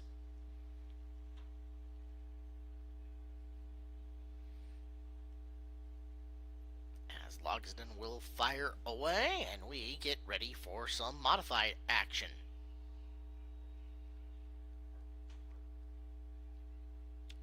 Skagit Speedway, Car-Mart USA, Jeep Gladiator pace truck, engine fires and lights go on. You'll hear the rumble of the V8s coming from the pit area. The IMCA Modified's a mix of crate and open engines. Different weight rules applying to which motor that you choose to run in 2AT. Drivers, the open engine's a lot more power, but they just are not as consistent as the crate motors because they're trying to put it down to a 8-inch wheel and tire on the right rear of these cars. So you can have all the power in the world, but getting it down to the racetrack and making it handle is a whole second question. We'll see how these drivers choose to attack it here tonight on a slightly more juiced up than usual Skagit Speedway. She isn't quite thick and juicy, but definitely more moisture in the track than usual at this point in time in the evening. Interesting curveball coming up for drivers who are watching the broadcast and scouting for the upcoming Jim Raper Memorial Dirt Cup, which kicks off next Thursday night. Thursday night for racing action. Gates open at 5, racing at 7 for the 410 sprint cars. Focus Midgets will be the associate division all 3 nights. And of course, festivities begin Wednesday morning with our Dirt Cup Charity Golf Tournament, benefiting the NARC Benevolent Fund and the Racer Dean Foundation. Dirt Cup Party is at the Railroad Pub and Pizza. That is Wednesday night at 5, featuring live music of the Chris Eager Band. Food, drinks, cars, autographs, and more. Going to be a bunch of fun. There you can see the slide for the Charity Golf Tournament. You can still sign up to play at SkagitSpeedway.com on that one. Let's get ready to go for this Mod A main.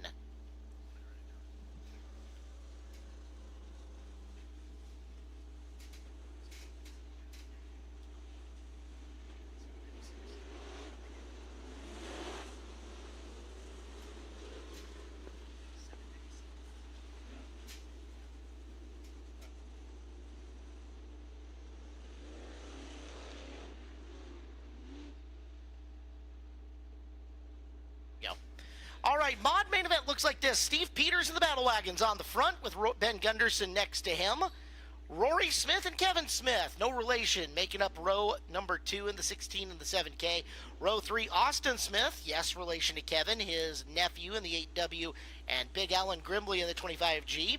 They make up the 3rd row. 4th row, Cole Logan in the 15 and Adam Holtrup in the 71. 5th row, Jeff Westergaard, defending track champion in the 66, and Graham Cook in the 75C, starting 10th. Corey Gordon starts 11th in the 21. Bill Warchow starts 12th in the 6W. 13th, Greg Hibma in the 68. 14th, Ben Malmstad in the 47. James Bundy's 57. Tail end Charlie, he starts dead last. Everybody's fired. Everybody's ready to go. Modified main event tonight at Skagit Speedway.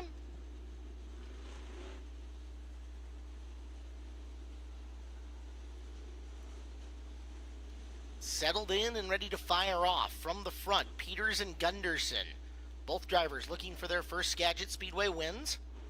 Rory Smith inside. Kevin Smith is the 2nd all-time leading modified feature winner, looking to tie his brother Rick at the top of the standings with a feature win here tonight. These starts are always interesting. You see a lot of sheet metal torn up and bent up as these drivers just kind of lean on each other coming through the corners. You can see that stuffed up at the back of the field. Peters, little push through the turn, and that's going to give the early lead to Gunderson in the 68.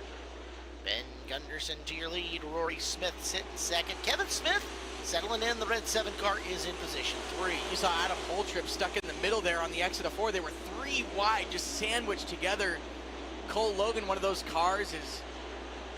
We've got action all through the field. Ben Gunderson, though, out front. Ooh, Kevin Smith, bad push through the corner, and that allowed, I want to say, Westergaard in the 66 to loop up and around him. So Ben Westergaard's got 9th to 3rd in just 2 laps, Justin. So we get a look. Gunderson's got a good feel for the car. Back a couple of spots to the 71 of Holtrip. And the 8W of Austin Smith coming after it as Holtrip take an opportunity to roll in on Kevin. Kevin's going to have a shot at Rory Smith, who got way up into the tulips. Oh, Westergaard had a huge run last lap into 3 that just totally probably caught Rory Smith off guard, but now we've got the 7K of Kevin Smith going for that 3rd spot as he's looking to the inside, keeping the car nice and under him, and he gets it, as does Holtrip. He gets by for the 4th spot. 2-for-1 special is slide Rory Smith on back, move Kevin Smith forward. There's that same thing from Kevin that I saw when he lost a spot earlier. Car just did not keep rotating through the center of the corner. See if Adam can get up there and take advantage of it as Smith rallying back, almost brushing the bodywork up against the wall in the back straightaway. I was going to say, it almost looks like Smith and Holtrip are really having some trouble entering the corner, and Smith just gets or I should say, Rory Smith in the 16 gets a much better run as we got a battle for the lead. Caleb Westergaard just drove it really hard into the bottom of 3, and he's going to be looking for the lead down here in 1 and 2. Ben Gunderson, who held off Westergaard earlier in the heat race, does not hold him off in the main event. There is your defending track champion. He's got 9-1, and it only took him 8 laps to do it as he is to the front of the field. Right now, Westergaard is able to drive his car so much deeper into the corner than these other guys are. We're seeing it with Kevin Smith just having a lot of problems getting his car driven deep enough into the corner as Westergaard just kind of floats it in, and the car just sits back down and rotates really well through the corner. It's almost like Kevin is making 2 separate corners, driving it straight into the apex, and then just trying to yard the car all the way around. It's cost him the spot he was in. Holtrip takes 3rd away from him, and there's his nephew Austin going to the bottom. He'll look for 4th. They'll battle. It's side by side into the corner, but the bottom has a distinct advantage getting through that turn. It's incredible to me seeing these leaders, these 2 leaders, Westergaard and Gunderson. They're like a half track ahead of Holtrip that's back there in 3rd. So just as we got 2 cars getting almost together is Smith and the 15 of Logan as they're trying to get back down the front straightaway. As Smith is now inside trying to get by Kevin Smith, and Logan's going to benefit out of that. He's now up to the 5th spot. It's like a Smith party up in there. Rory Smith, the white 16, is the non-related version of them as he managed to get in and by, trying to follow through Cole Logan in the 16. Here's your battle for the lead, and it's gotten into traffic. Jeff Westergaard sneaking around the top as he will make the pass. Now can he get by Malmstad with Gunderson? Keep it relatively close, but one of the things about Westergaard in this title reign of his car very maneuverable. He does well when trying to pick his way through the lappers. Yeah, his car, when he gets to those lappers, he's just able to get through it. As we got the yellow flag out now, we got a car around in turn 2 up on the apron. Can't tell who it is from here, just past that entrance to the infield. 8W of Austin Smith is your offending driver. So this is going to bunch... Don't get high-centered. Don't do it. Uh-oh. Yep. Well, yeah, so see, we're not used to that berm, Caleb. So the berm is going to wreak havoc on modifieds. Here's the good trying news. To back up on it. He had reverse. Nice. So we are 13 laps in, 12 to go is what the ticker says right now. Jeff Westergaard is going to be your leader. Ben Gunderson will be 2nd. Adam Holtrip will be 3rd in the 71. Then we should see Rory Smith's 16 in position 4. Cole Logan, who's got a feature win on the year, will start 5. And with the modifieds, we get a Delaware-style restart. Leader on point by themselves, and then stacked up 2x2 in and behind them. Traditionally, your 2nd place car does get his choice of high-low on the line change. Now, he is the only one who gets his choice. So 2nd and 3rd will be towards 2nd place driver's specification. For every row behind them, it'll be even numbered running cars on the inside, odd number running cars on the outside. So if you're 4th, 6th, 8th, you'll be in the inside lane, 5, 7, 9, outside lane, so on and so forth. The interesting thing here is that Westergaard and Gunderson were so far ahead. Adam Holtrip now running third, or has been running third, but now he's back up on the bumper of your 2 leaders. So it'll be interesting to see if he can't make something happen. It just was, we got so spread out in that whole run there that, it was almost going to be impossible for them to get back up. So everybody bunch back up. It'll make these last 12 laps very entertaining. Interestingly enough as well, lap cars are pulled out of the running order and sent to the back of the field, so Westergaard is not going to be immune from getting into slower traffic again before this is over. But again, we've seen how well Jeff dips, ducks, dives, and dodges as he is in and amongst those cars. Again, he has spent a lot of the preseason down running in warmer weather, Arizona, California, wherever he could catch a modified race and getting extra seat time. Well, it looks to me like, too, whoever he's got on his crew got really good wrench time as well, because that car is so much better driving than most of these other cars out here on the track. Like his car, he can drive it as deep as he wants into the corner. It's still, weight transfer, goes back to the rear, and some of these other guys just can't drive their car into the corner at all. So you know how on the sprint cars, like when we're watching in slow motion or we're watching pictures of them, we can determine drive by like how much wrinkle is in the left rear tire. Not to give away Jeff's secrets, but watch how planted the right front of that car is getting into the corner. The modifieds are a very right front driven race car. It's not a drive tire, but it does determine how a lot of the rest of the suspension works on the car and getting through the corner, and his right front is stable. Just planted over there. As we go back, green out of corner 4, Jeff Westergaard leads Ben Gunderson and Adam Holtrip down the front straightaway. Cole Logan going to look to the inside, down on Holtrip in corner 2, but Holtrip gets the advantage down the back straightaway. Holtrip loves the high side. If it's up there, he will absolutely try to go wrangle the car around on it. There's the example of exactly what I was saying, as we got cars together. Sheet metal a-flying in corner number 4, and to the caution flag. And like we're talking about, these guys, some of these cars are just not able to drive deep into the corner, and you're all in a bunch like that. There's nowhere to go when you're that close. So the 7K making his way down the front straightaway there, and the other car involved, the 8W of Austin Smith. So uncle and nephew again. Unfortunate turn of events there on the restart, but I don't want to say it's bound to happen, but there's some ill-handling cars out there right now that I just... So here's what one of the things is going to be out of this. In a lot of divisions across the state, you're going to see these modifieds go double file over and over and over again. We're not. They may be getting one more chance here to Delaware-style double in behind your leader, but if it's chaos and carnage again, I bet you we will quickly go away from that and get into a single-file restart. As you've noted yet, the call has not been made for those drivers to go double style. Yeah, we'll see with the 7K too, if there's any time in the work area to maybe get something fixed if need be on that car, but we'll try to keep our eye back there to the pits to see if we can see him go to the work area or not. Panel that got knocked off may just be a filler panel from the back.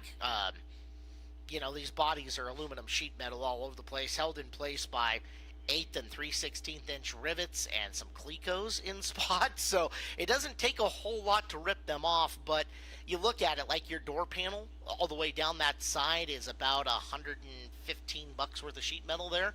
So when I say sheet metal is cheap and they don't have problems tearing it off, they don't. They'll tear it off, throw a new one on, put a new wrap over the top of it, and call her good. It's part of the game here in modified racing, and especially here at Skagit Speedway with a field that is still developing and getting better at their craft. So I see a push truck making its way out turn number 1. I have to wonder if the 7K is stuck on the access road back there, possibly, or needs a push out of the work area, something like that. But yeah, you see the field still single file here. With that field single file, Jeff Westergaard, Ben Gunderson, they will double up. Adam Holtrip's going to be outside of him. Cole Logan is in 4th. And Rory Smith sits in position 5, your up front running order. Alan Grimley will be 6, Steve Peters 7, James Bundy 8, Graham Cook 9. 9 Austin Smith and Ben Malmstad should be side by side and row behind them as officials signaling 1 to go. Work area rule is 2 laps once the field is set in the correct running order. So even when Smith made it back there, as long as it took him to get back there, this field was already loaded up and ready to go. So this will be our second try at getting this Delaware restart going. And again, if this doesn't fly, I would imagine you're quickly going to see it go to single file action. We saw Cole Logan on that last restart in that 15 car kind of make a bid for the 3rd spot. So we'll see if he can get some drive on the bottom a little bit better here, as Westergaard will lead him down. Got Holtrip pushing him through 3 and 4. Green's back out. Gunderson and Holtrip side by side down the front straightaway into corner 1. There's a lot of contact coming off of 4, but so far they all sort out. Logan kind of pushed up. That gave Grimley a run to his inside. He'll rally back for it. Meanwhile, we look up front as Adam Holtrip making it for 2nd, flying the front end in the air as those two playing bumper cars down the front straightaway. Yeah, Gunderson kind of slid up in 3, and then it almost looked like Holtrip backed down at him out of 4. So we're going to be very interested to watch this race unfold as we're over halfway through this 25-lap race. There's only 10 laps to go. Heads up, Cole Logan. You want to be careful about where you stick your nose in if those cars are going to be battling. Meanwhile, caution lights on. And what do we got? We got something rolling down the front straightaway here, right in front of the flag stand. Oh, yeah. What is that? Is that a air filter cover? I was going to say wheel cover. Some of these drivers as well, no, that's an air filter cover. Some of the drivers as well will roll some foam in the wheels. That way, if they shed a wheel cover, there's something to take up and kind of repel the mud from getting inside them and causing wheel chatter. Must be some more here. Oh, yeah, you see the cover right there. Official's got it in his hand walking back on the front straightaway. What in the world is that? Huh. Yeah, we've got. That's why we have the safety crew out there on their side-by-sides getting it all picked up here. Because we saw some come just from before the flag stand here on the front straightaway. Still educating myself as to the components on the modifieds. So you can see them scattering up and around the extreme high groove in turn number 4. Not that we've really seen any of the cars mosey up into the marbles up there, but yeah, the momentum throws it up there anyway. Right. 10 to go.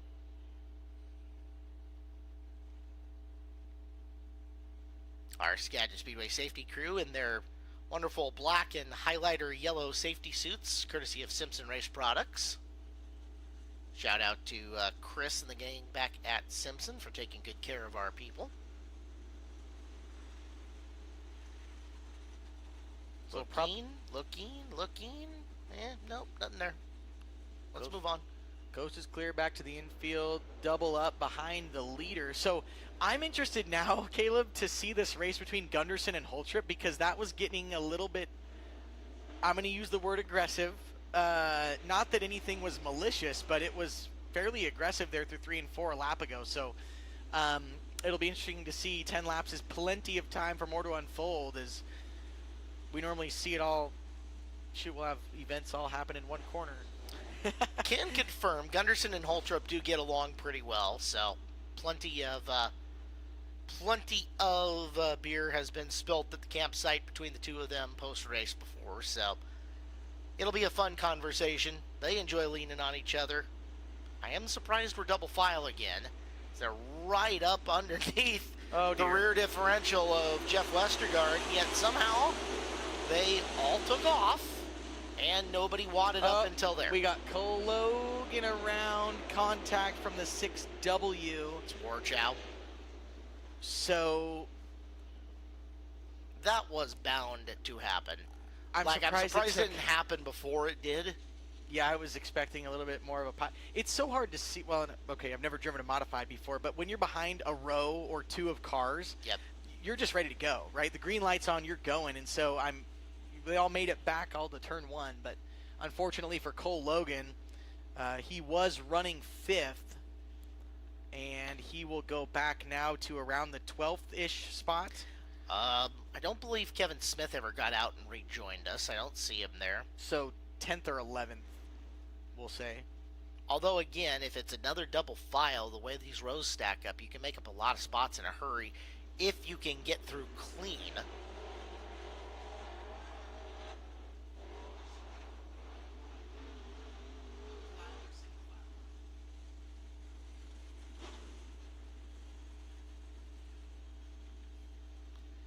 Officials still waiting to make the call on whether we will go to single file action. Trying to take into account all the factors because the double file restarts are more aesthetically pleasing for the fans when they get off clean. Thing is, you got to trust the drivers to get them off clean, right? That's that time, like, I can see on Holtrup's point of view trying to push around Westergaard and trying to get him to pick up the pace a little bit, but you can't be like front bumper to the rear. You're pumpkin. not starting the race. Yeah. Leader gets that privilege, but not that was. I don't think it was really anything dirty, right? You're trying to get the jump, but you're asking for trouble, though.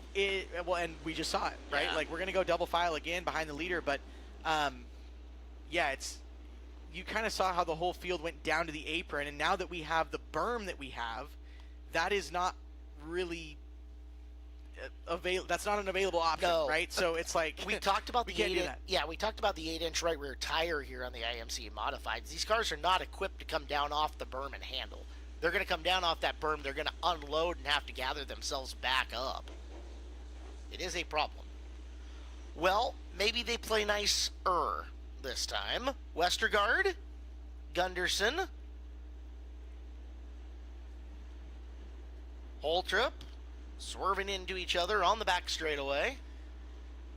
Westergaard leads him down. We're back under green here at lap 15. That time Jeff didn't let him get close enough to tag him in the rear end. He'll launch, he'll get through. He'll make it through turn 1 and 2. Grimbley tried to look to the inside there down the back straightaway on the 71 of Holtrip. Not quite able to get the momentum up to get side by side. Westergaard just rolling right around the bottom, trying to run away from what could happen around other cars. Ben Gunderson driving it in nice and deep on the bottom, but Holtrip just having a little bit of trouble on entry. Top 3 nice and spread out now. Look at the sparkage coming off the Cole Logan rear, and I wonder if he's got Ty Roeder underneath there that's getting a little bit hot. Fun to watch on the 15 car. Well, you see his sheet metal too a little bit janky, so I could see maybe something. Janky. Well, good word. Yeah, thank you. A little bit askew, we'll say, so there could be just contact with parts there, but you look at it, it was coming off both sides of the car in unison there in the corner. As he gets underneath Graham Cook, it is Cole Logan who is just flying back through this field. Oh, he's driving the heck out of that car. He is on a mission, frustrated from what happened. Yeah, drive angry, Cole Logan. It suits you well as he's up to 5th and trying to close on 4th and Grimley. Meanwhile, Graham Cook in the 75. Steve Peters is trying to learn to run the high groove, but may just not be the best groove to be in here tonight as he's got Warchow down to the bottom and trying to get around. Warchow for the spot. Westergaard coming to 4 to go this time as he has a comfortable lead over Ben Gunderson and Adam Holtrip. Cole Logan still, though, trying to get up to that 4th spot, kind of float in the middle. We'll see if he can't get to the 75 of Grimbley as just a handful of laps left here in this IMCA Modified A main. This battle is back in the field with James Bundy in the 57 and Graham Cook, who's been a feature winner here in the 75C, just sawing on the steering wheel and hoping to find traction anywhere he goes. Your lead pack has crossed the start-finish line and into turn number 1 right now. So we come into 2 to go. Back straightaway for your leader and into 3 for Jeff Westergaard in the 66 as he circles out of 4 to the white flag. One more time around for Westy. Adam Holtrip still trying to gain on your 2nd place runner, Ben Gunderson, but Jeff Westergaard in control into corner 3 and out of 4. Jeff Westergaard makes it through 25 laps and will win tonight in the IMCA Modifieds at Skagit Speedway. Ben Gunderson 2nd, Adam Holtrip 3rd, Alan Grimbley 4th, and Cole Logan will finish in 5th. While they were sorting themselves out and getting through that field, it was a fun battle. especially as they were all clogged up for third for a while, and then a little ragged in the mid portion, but finished her out with 10 straight. And that will do it for the IMCA Modifieds tonight. They have got to make minimum weight requirement. They're also going to pull in, if you can see the Skagit Speedway officials kind of stacking up right down the sprint car push-off lane on the inside. They do a lot of tech, a lot of template checking and such to make sure that the car is within legality. So first check, does it make minimum weight? If the green light comes on that pole, he is good to go. And if it doesn't, he is very naughty, and we've got to try it all again. Green light is on. Jeff Westergaard has passed minimum weight requirements. So now you'll watch him roll in to the center of the work area here.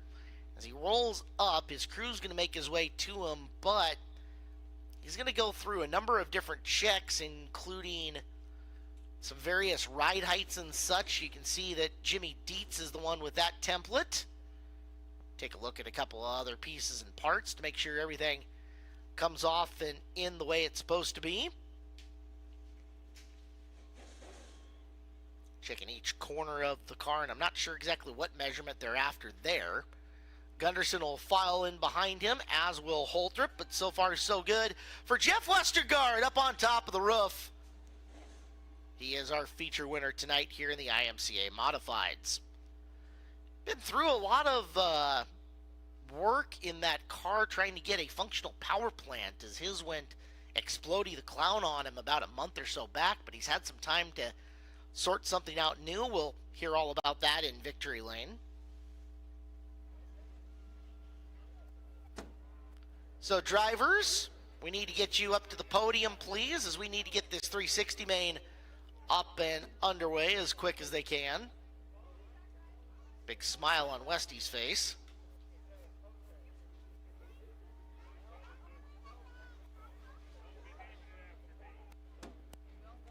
So drivers, please up to the podium for the IMCA Modifieds here tonight.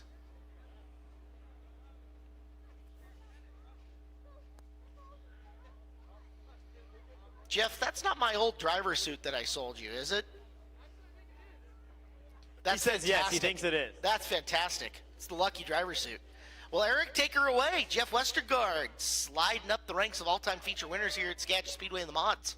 Well, here is, ladies and gentlemen, your modified winner, Jeff Westergaard. And now you've got 2 wins this year, but probably through 2 different motors. It's been a little bit of a battle. You had to go down to Oregon, and now you finally got rebuilt one back in the car. Yeah, we started this year off pretty rough. We blew up a motor on a practice day down in Oregon, heading to California to go race. Got that one fixed. While I was waiting for it, Louis Nutter let me run his motor. We won that race. Put my motor back in the next race, took second, and then it blew up the 3rd race. So we're on rebuild number 2 out of 3 races. It's been a tough season so far. The bank account is dry. Well, the win will make it feel a little bit better. And that car just looked like it was hooked up on the bottom. Is that how it felt? Yeah, I was a little snug. I was trying to get through the bump straight, so it didn't throw the front end. I was just trying to drive in straight through the bump and then set the car, but every once in a while I'd dig the frame rail into the ground and push and jump anyways. But I was just trying to make good, consistent laps, and I was a little nervous in traffic there because the bottom was so plugged up. They'd go to the middle. I was able to get around a couple cars on the outside. It was just tough. Yeah, it was a good run. Well, Jeff Westergaard, your first 2-time winner this year in the IMCA Modifieds. Ben Gunderson comes home in second. Now, you and Jeff race in the heat race. You come back and race in the main event. He gets the better, but you got really close in traffic a couple times. What more did you need? Yeah, I thought I had a pretty good shot there when we got into traffic. He kind of got caught up between Ben and Bill. I thought I had a shot, but then we had that yellow and didn't work out, but couldn't chase him down tonight. Try again next time. Anything you think you could have done differently on the restarts? My restarts were killer. I think early on I probably should have stuck to the bottom and not the middle of the track, but felt fast until I got past. Well, Ben Gunderson brings it home in second place, and Adam Holtrup comes from 8th to 3rd. I want to ask about that. What was it like cutting through that field? You started 8th and you finished 3rd. Oh man, that sucked. I I couldn't find a good line anywhere. I was just all over trying to find something to make it work. And I mean, I got out in front of everybody. I didn't know where I was at. I just knew there was guys in front of me, and I was just trying to check them down. I didn't realize these two monkeys were way that far ahead of me. Thank God for a yellow. Well, Adam Oldrup brings it home in the third position for the IMCA Modifieds. Thank you, Eric. 50-50 winning raffle ticket number. Get out your 50-50s. It's a red ticket tonight. 0478841. Winning 50-50 is a red ticket. 0478841. Red ticket 0478841. You have won $796, and you can claim that prize at the will call window.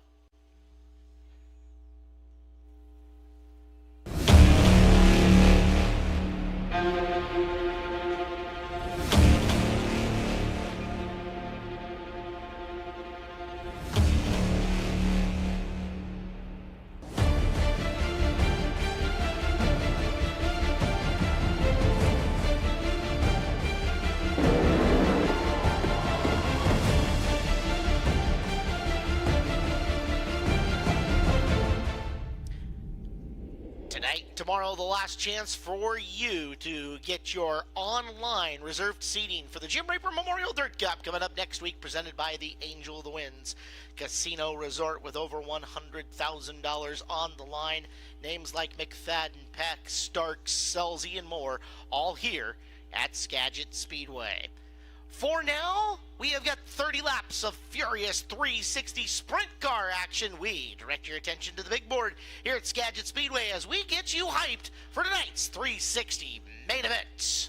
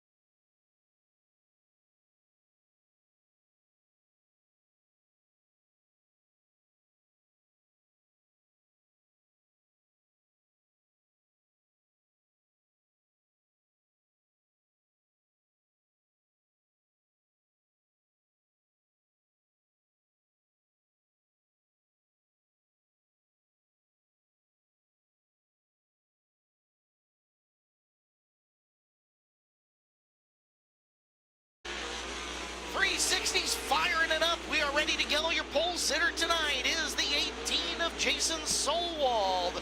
And to his outside, it is the 20K out of Maple Ridge and Kai Dixon. Second row, Trey Starks out of Puyallup in the 55. And to his outside, it is the 5D out of Olympia, Destry Miller. Inside of row number 3, starting 5th, is the 66 of Tanner Holm. Outside of him, car 33 from Marysville, it's Colton Heath.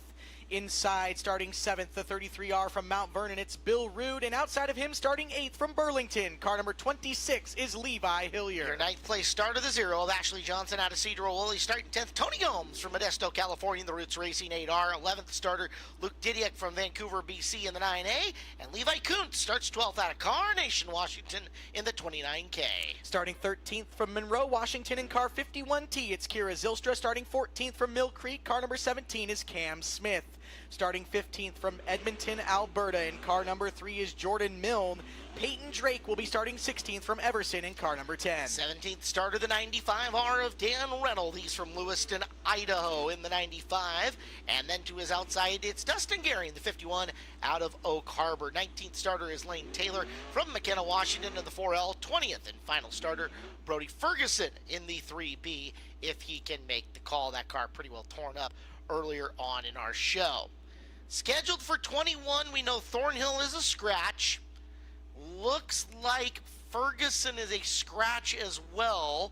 So 19 cars ready to start for the final Saturday night A main before we get to Dirt Cup. Don't forget, Father's Day tomorrow with racing at 2 for a 2-class show. The Sportsman Sprints and the Hornets will be in the house. Appreciate you tuning in on YouTube wherever you are watching from. And for you, awesome crowd here in the seats, we greatly appreciate us getting to entertain you here on a beautiful Chamber of Commerce-esque Saturday night in Alger, Washington. Fields verified is good. Justin Youngquist, this could be absolutely fantastic. Solwald looking for his first of the year. And Trey Starks, all that guy does is win races, starting right behind him. 30 laps on tap for the 360 sprint cars. Jason Solwald on the pole next to Kai Dixon, Trey Starks, and Destry Miller, your front 2 rows as we come to green. Out of corner number 4, green flag, we go racing. Solwald gets the early advantage out into corner number 1. He'll go to the bottom as Trey Starks looks under Kai Dixon. Kai Dixon gets the shoot off the corner down the back straightaway. It's going to be a really good night for Kai if he can just maintain composure. He's going to have one of the best of the biz coming around his outside right now. In Starks, they're side by side for second. Starks has the spot coming off the top of turn number 2. Colton Heath running 4th as Levi Hillier now going to look to the outside of Destry Miller in the 5D through 3 and 4. They'll be side by side down the front straightaway. Give Levi that 5th spot down the front straightaway. Right now, the top of 1 and 2 looking a lot stronger than the bottom through 3 and 4. We'll see how the low side develops as Solwald is even up and around the hub through the 3rd and 4th corner. And we know Jason, if there's a bottom, he loves to hit it, but he will go where the groove is fastest. And right now, that's around the edge of the racetrack. Solwald will be seeing lap traffic here in the next lap or 2, as the first one will be Dan Reynolds in the 95, but Kai Dixon holding really well up to the 55 of Starks running there in 3rd. I'm going to point your eyes a little further back in the field right now. Up to 6th is Tony Gomes in the Roost Racing 8R. Gomes has really found the cushion, and he is ripping up there. Coming up to the back of Hillier, he is soaking up that ground in between them. Might need a caution before we're done, but Gomes is on the move and closing rapidly on the Routine Racing 26. And Gomes started 10th on this field, so tell me the track isn't racy, as now we've got Colton Heath really reeling in the 20K of Kai Dixon here in corner 3 and 4. Heath looks to the bottom down the front straightaway.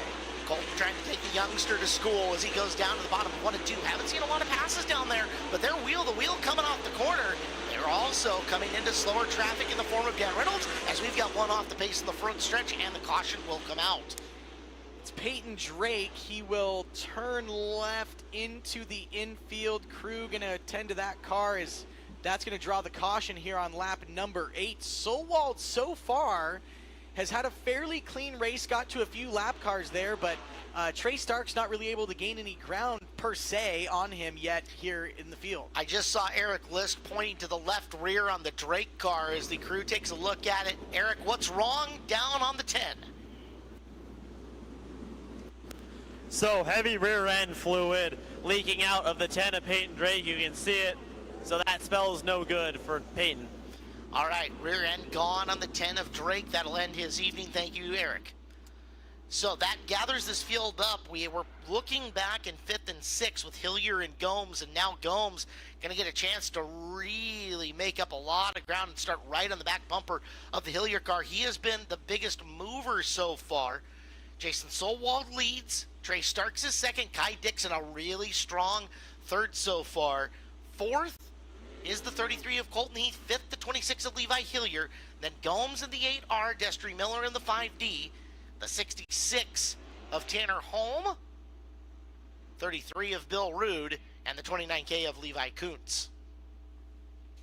Yeah, it'll be very interesting to see Gomes here. He's really able to use that grip up in the cushion to his advantage, and they've got that car loose enough to where he can get the drive off and doesn't get all balled up in it. So will be interesting, too, to see Kai Dixon holding very well in that third spot, but he's got some sharks behind him in Colton Heath and Levi Hillier. He is our defending Sportsman Sprint Car champion for a reason. It's just him and his dad, Dan, down there, figuring it out, getting a little better every week. They've been consistently picking up speed tonight. A very good time trial effort. We know how much here in the Skagit Speedway format that makes a difference in terms of your main event starting spot. So, 1 to go signal given. We will get up and back going in the Interstate Battery's outrageously dependable restart zone. Your race leader, Solwald, can pick up the throttle as soon as the green paint starts. He has all the way to the end of the green paint to get on the gas. Once they're past there, it is game on. Solwald, a late restart comparatively, goes to the bottom to prevent the slider through the corner, and we're back underway. You saw Dixon go to the bottom, and that allowed Starks to get around him. Now Trey Starks now in second. Kai tried to get around him on the bottom. Is now Colton Heath is all over the bumper of Kai Dixon. Tony Gomes got Hillier and is getting Heath right now. Gomes in the Roots Racing 8R up to fourth with Dixon in his sights. Now coming back around the top is Heath. Gomes using the bottom to make those two passes. See what happens if he stretches his legs up on the high side, but Justin, the low groove might be coming in on 1 and 2. Yeah, Tony Gomes is getting it figured out. He has a ton of drive down the back straightaway, and his car really sits very well on the bottom 3 and 4. He's able to get drive out of both corners, so will be interesting to see if he can't get up to third, but Colton Heath now going to look to the outside of him down the back straightaway. Colton Heath trying to take fourth back away, and Gomes is going to slide all the way through the corner.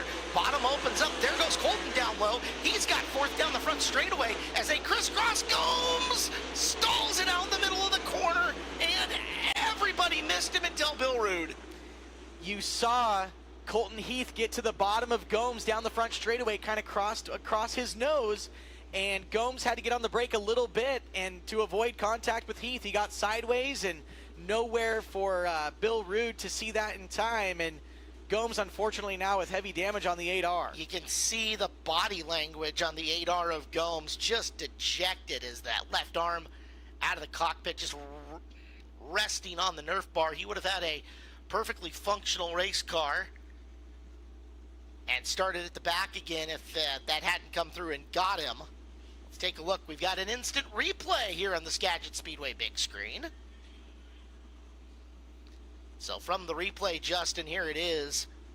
Gomes overcooks it going into the turn. And right here, nearly everybody gets across. As he slides to a stop. Wait for it. Wait for it. Wait for it. It's and later. It's here. Keep waiting. Bang. Just enough to, yeah. Cleans the nose wing. I got to imagine you're going to look at shock combo arm and torsion arm up there as well. I'd say drag link probably too, but yeah, you see steering that car to the right, the whole front end kind of shifted, so could be that left front radius rod as well on the 8R, but Doug and crew will get down there. I know Eric List will be right there next to it with the microphone, and yeah, you see that whole front end just shifted over, so definitely not how it's supposed to look. Disappointing for Tony, who was on the hammer, and one mistake exacerbates into broken race car parts. You see Doug? Yeah. He just shook his hand at it like, yeah. Eric, what do you got?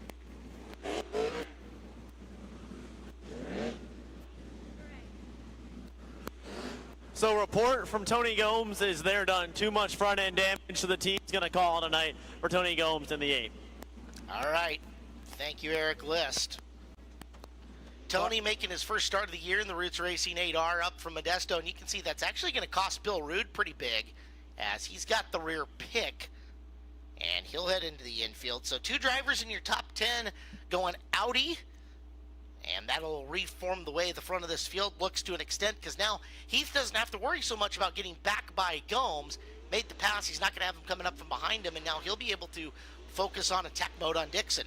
Well, and I think under that last yellow, he kind of got settled back in so he could get some more forward momentum going on these guys, and now he can focus on getting to the podium and beyond. So I know we're talking about Kai being the champion and stuff last year in the Sportsman class, but man, Colton has so many tens of thousands of laps around Skagit Speedway that he just got to figure a way to get around Kai Dixon. That's all it's going to take. However, Kai has been tough tonight.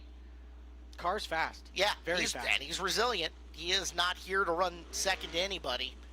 As right now, Jason Solwall, Trey Starks did not really make ground on Jason during that green flag run. Jason got out on that restart and held pretty solid. So it'll be Solwall, Starks, Dixon, Heath. Hillier will be 5th once again. Tanner Holm, not Holmes, who is coming for Dirt Cup. Holm sits in the 6th spot. 7th, Destry Miller. 8th, Levi Kuntz. Cam Smith, who had an auspicious start to the night, up into the top 10 now. He is 9th, and Jordan Milne, the 3 car, sits in position 10.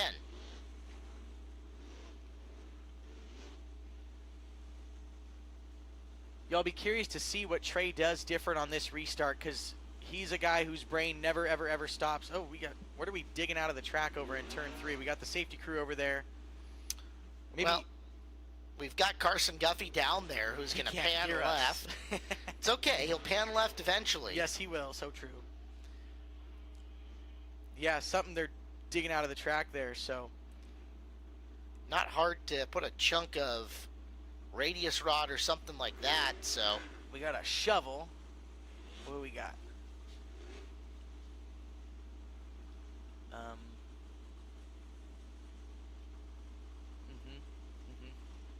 Oh, now we got the, okay, all right, what are we digging? So the night goes on, and you continue to burn off surface and get further and further down into it, and at this point in time, they found, I don't know, tombstone from down by the Skagit River, maybe? I was gonna say, maybe it's a dinosaur fossil or something we found? Well, apparently we're not going to get far enough into it to get whatever it is. Well, that... Completely dislodged? I don't know, that was strange. We'll have to ask Jackson and the crew later on what exactly that was and why. Bill Root, in the meantime, gets the 33 car, appears to get it fixed and back out to rejoin the field. So Bill and crew got that car fixed back up enough to rejoin. Should be going lights out soon, I would think, as the Car-Mart Jeep Gladiator pace truck leads the field around here. Hey, before I forget it, happy graduation to all the graduates out there tonight. Got her in before the end. A lot of high school graduates in the crowd and on our staff here tonight in the pit area as well.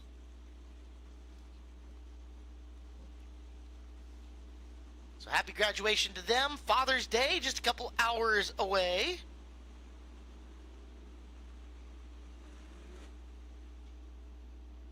For our East Coast viewers on YouTube, happy Father's Day. Yes, it's true. They're still over there in turn 3, so oh, Eric's making his trek over. He wants to know what's up. Yeah, now he's curious.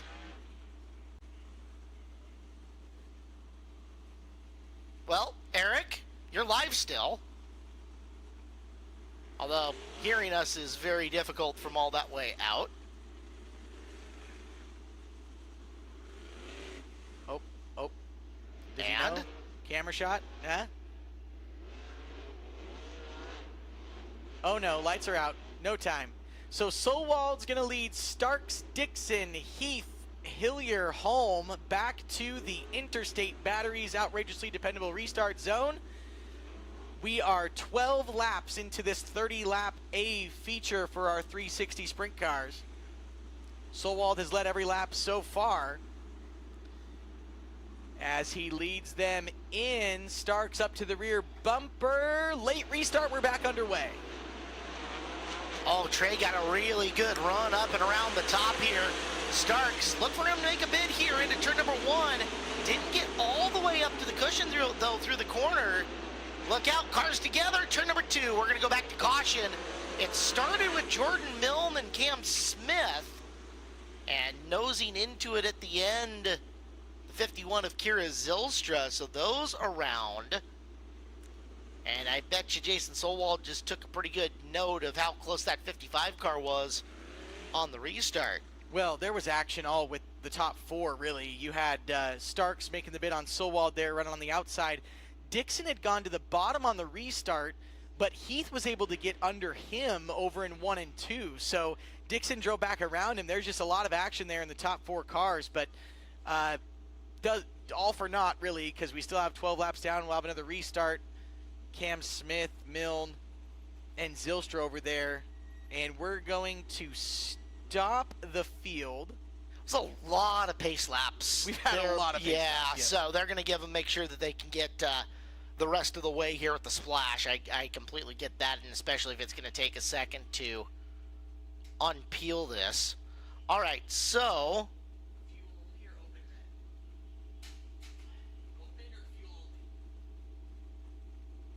here come the crews with the gas canisters, and you can see they're waiting on word from officials to if/when they're going to be let loose. Eric, your microphone is live once again. Sorry about that. The crews are going to go back to work over in that area in turn number 3. And you've got free reign to rove and report down wherever you are. Crews, Caleb, just so we're clear, crews can make any changes except change a tire. They can pull the tire that is on there off if they want to change spacing. Right. But they have to put the same tire back on, and it is highly recommended to let an official know what they're doing before time. That way there's no question. All so, right, Eric, here with you're Jason Solwald, you've got a little bit more than halfway to go. What do you have to do to get this thing done? Anything you need? I just got to keep going forward. Our car's pretty good. We just don't need these yellows all the time. I just need to get, I feel better in traffic. Thank you. Solwald, calm and collected in the 18. All right, as you're wandering back down this way, Eric, you got a chance to look at turn number 3. What did you see over there? Yeah, thank you. I wanted to go with that. So there was a piece of what looked like PVC, and that was kind of sticking up, so they were covering it with dirt. I was going to go, but with lights going out, I wonder if it's going to PVC, but we'll take a good look at it over turn 3 quickly. Okay, gotcha. Thank you. No worries.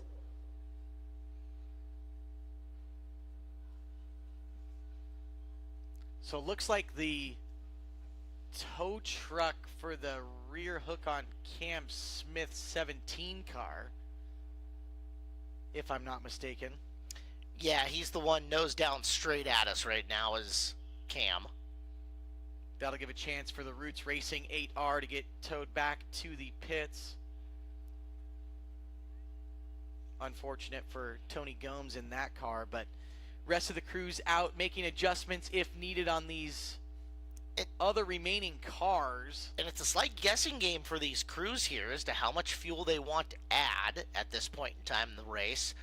The field continues to thin. We keep having more drivers drop out. The less there are, less opportunity for accidents as the race grows long. So you balance, okay, I know I want to make it the whole rest of the way versus we've got a chance to not have any more of these pace laps, etc. coming in. So what do we do? Well, and two, you add fuel to the car, it's going to tighten up the car a little bit too, right? Yep. So you have that heavier fuel load on the rear. You don't want to make too many adjustments, right? Quick math: 7.5 pounds a gallon that they're adding, 8 pounds a gallon thereabout, depending on how you want to do it. So 2 gallons is 16 extra pounds right over the rear torsion bars of the car. So Justin and Caleb, if I can quickly interject, we've made our way over to turn 3. If we can get Carson with the wireless cam over here, you'll see what they were working on before we went on this red. You look in the dirt, there's a little bit of PVC pipe that was sticking out right here. Safety crew did a good job covering it, non-issue, but that was what they were dealing with over in turn 3. Gotcha. Some material over the top, pack it down in, we're good to go.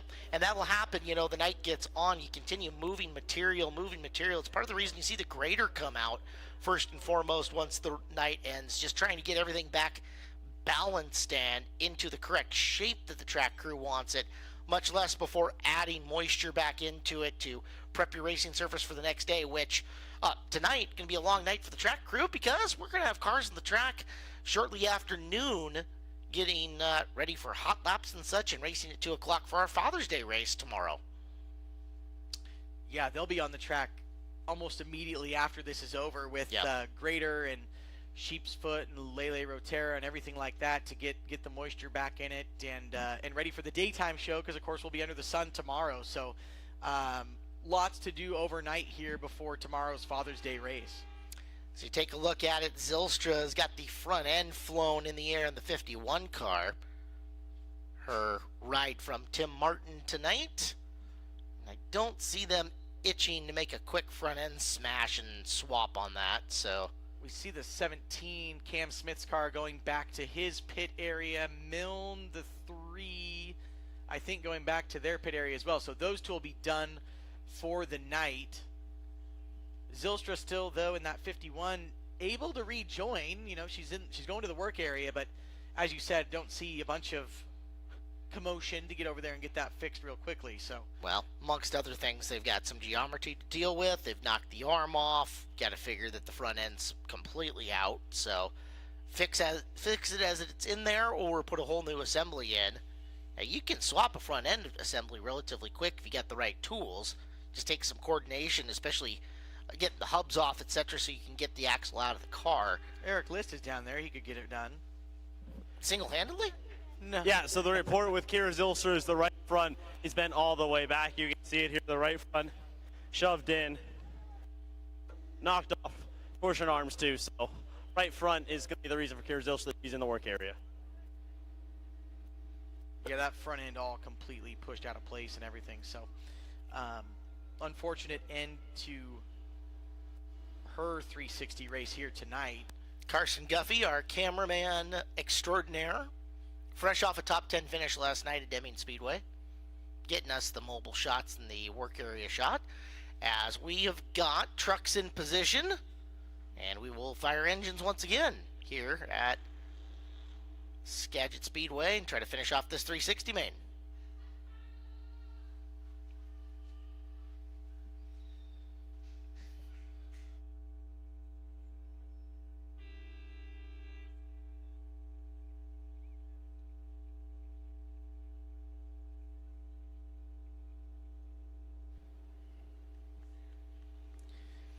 Well, once again, the cars will come to life, and we will see if we can polish this off. See Eric List talking down there to, it looks like Colin Starks. I'll call him the crew chief of the number 55. Yeah, that definitely was Colin. So Eric maybe getting some insight to what they may have changed on the 55 car.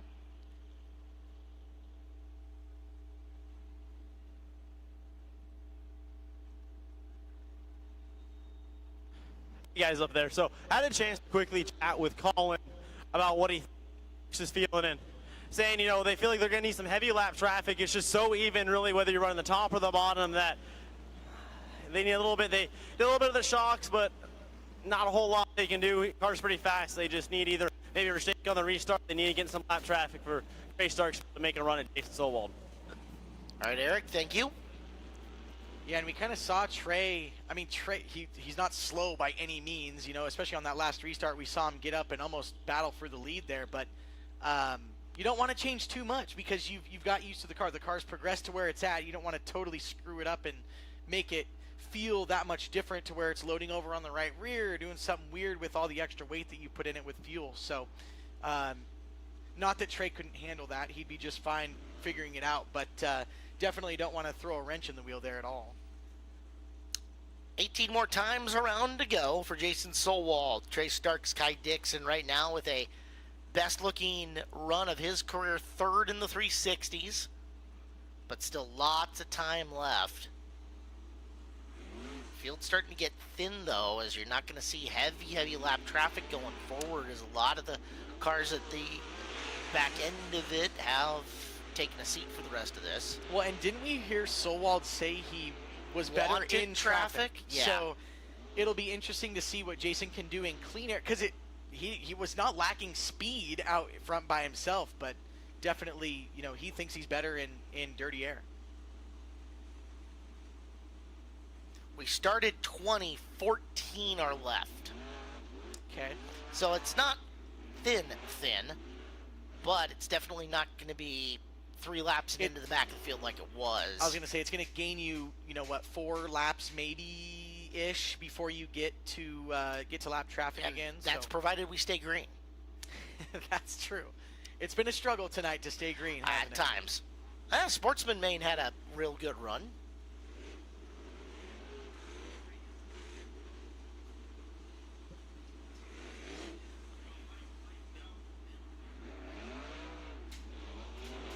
Lights are going out on the Carmart USA Jeep Gladiator Pace Truck. Jason Solwald will lead Trey Starks, Kai Dixon, Colton Heath, and Levi Hillier back to the Interstate Batteries outrageously dependable restart zone, Caleb. On the last time we saw Starks with a big run up off the top to the chance where he might have had a bid in for it into turn number 1, but he didn't get all the way up on the cushion to get in and maintain that speed. We'll see if he's gone to school and is going to try something a little bit different this time, or if he just needs to execute better on what his original plan was. Back to green. Solwald got a little jump on Trey. Trey's going to go to the top, and Solwald rolls the bottom. Trey will go to the top down in corner 1 and 2, trying to get that momentum built back up to get Solwald reeled in. Jason made a very good opening lap now. Trey up and around the top trying to roll him down. Meanwhile, Heath has got third in the 33 car. As he gets past Dixon, it's Dixon and Hillier battling side by side for position 4. Give it to Levi. Yeah, that open red definitely helped the 33 of Heath and the 26 of Hillier, as now they both have gained spots, gotten by Kai Dixon. And Solwald is starting to gap Trey Starks now, as we've got a couple cars pulling into the infield. Yeah, we talked about the field getting thin. Both Lane Taylor and Ashley Johnson pulling it into the work area. So they're off now. We're down to 12 cars running, and if Solwald wanted to get to traffic, it's going to take him even longer to do it. We are now 1 lap beyond halfway, 16 down and 14 to go. Jason Solwald's your leader. Trey Starks is second, long ways back.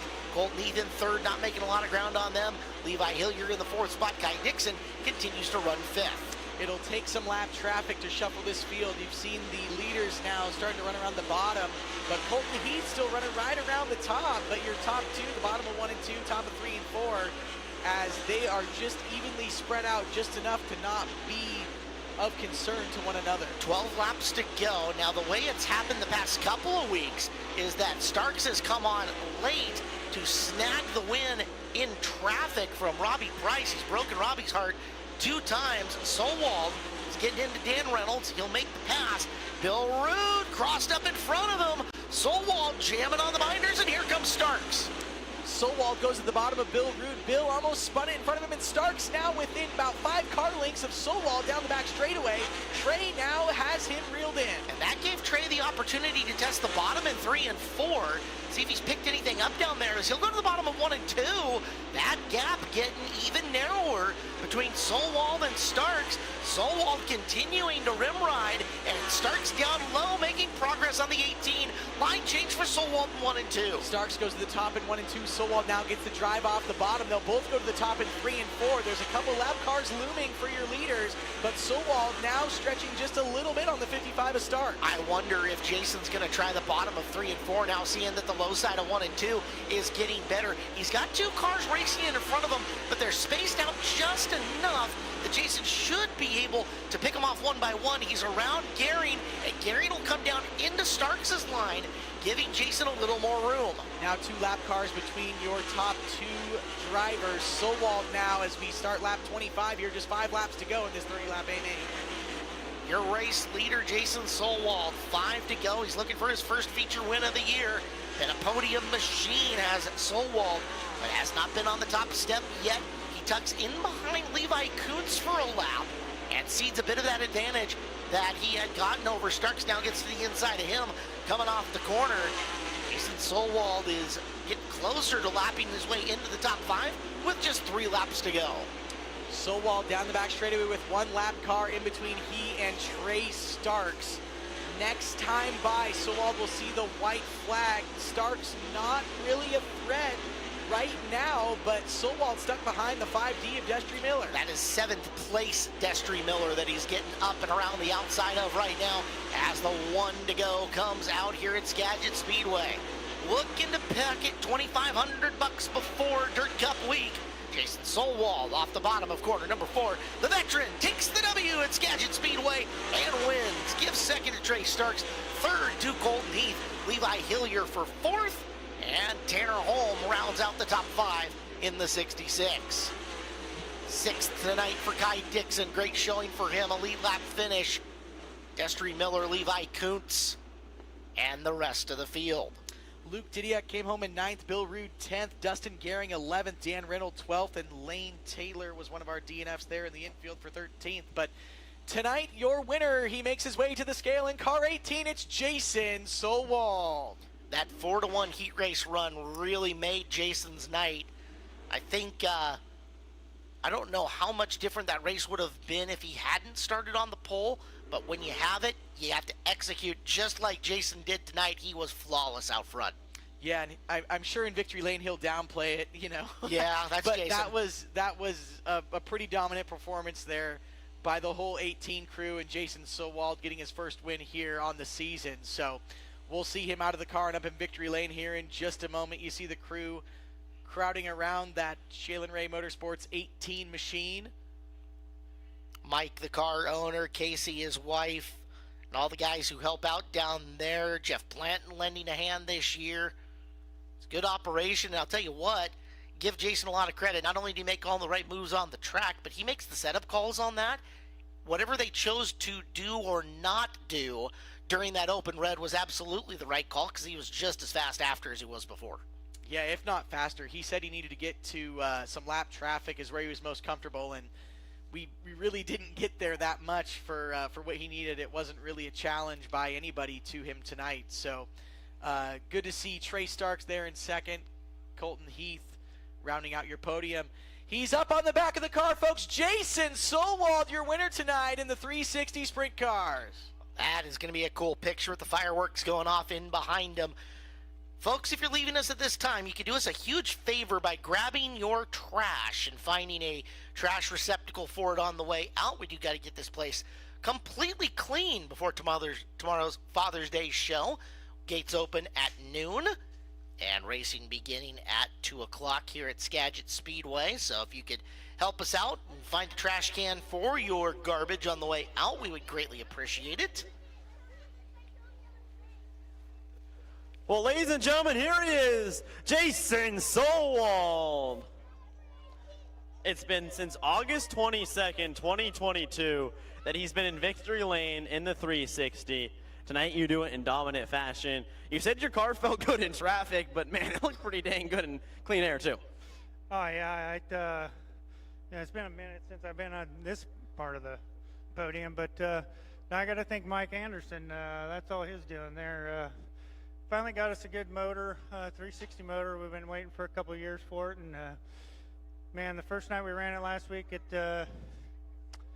didn't work out so great, but we worked a little bit on it today, and man, we got it good, and it was a dream to drive.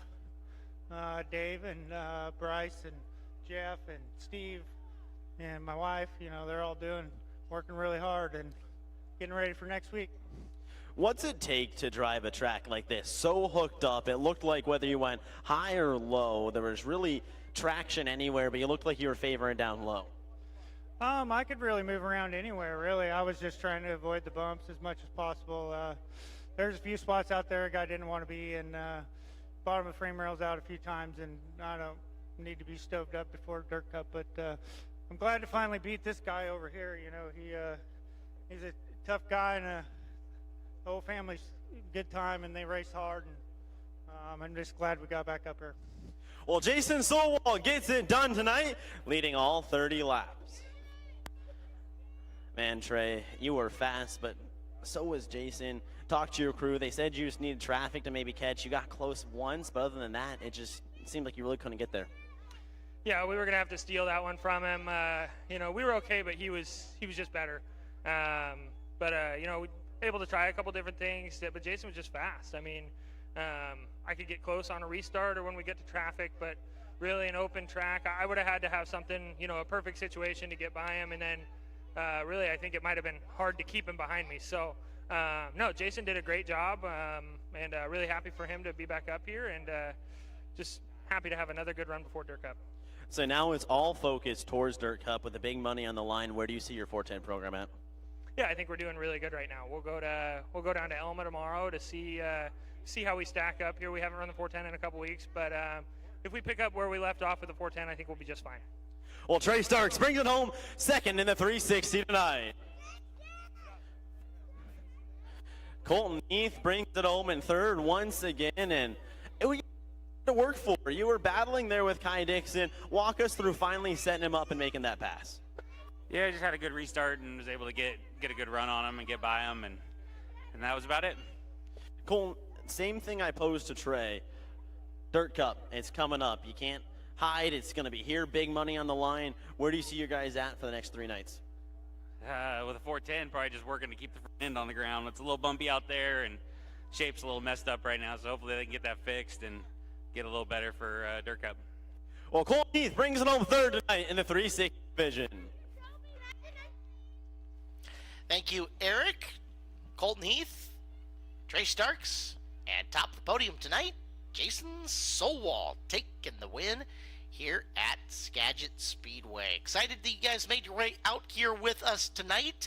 We are going to open the pit area but close the track. I know some of you like to try to come out and put your feet on the surface. We're going to be getting track prep right away here at Skagit Speedway, so please try not to make your way onto the surface here tonight.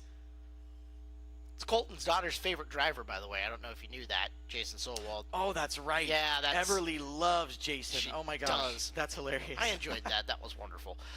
So, again, go to the pits, meet your favorite drivers, say hi, and, yeah, go celebrate with them. But please do not try to come out to the racetrack because we are beginning track prep right away here at Skagit Speedway. Oh, Trey's giving away his trophy. Look at that. Who's going to get it? Who's going to get it? Who's gonna I think get it? Malcolm Oh, won. nice. I think Malcolm wanted it. Malcolm was trying. I saw the desire in Malcolm's eyes for that second place trophy. Poor Malcolm.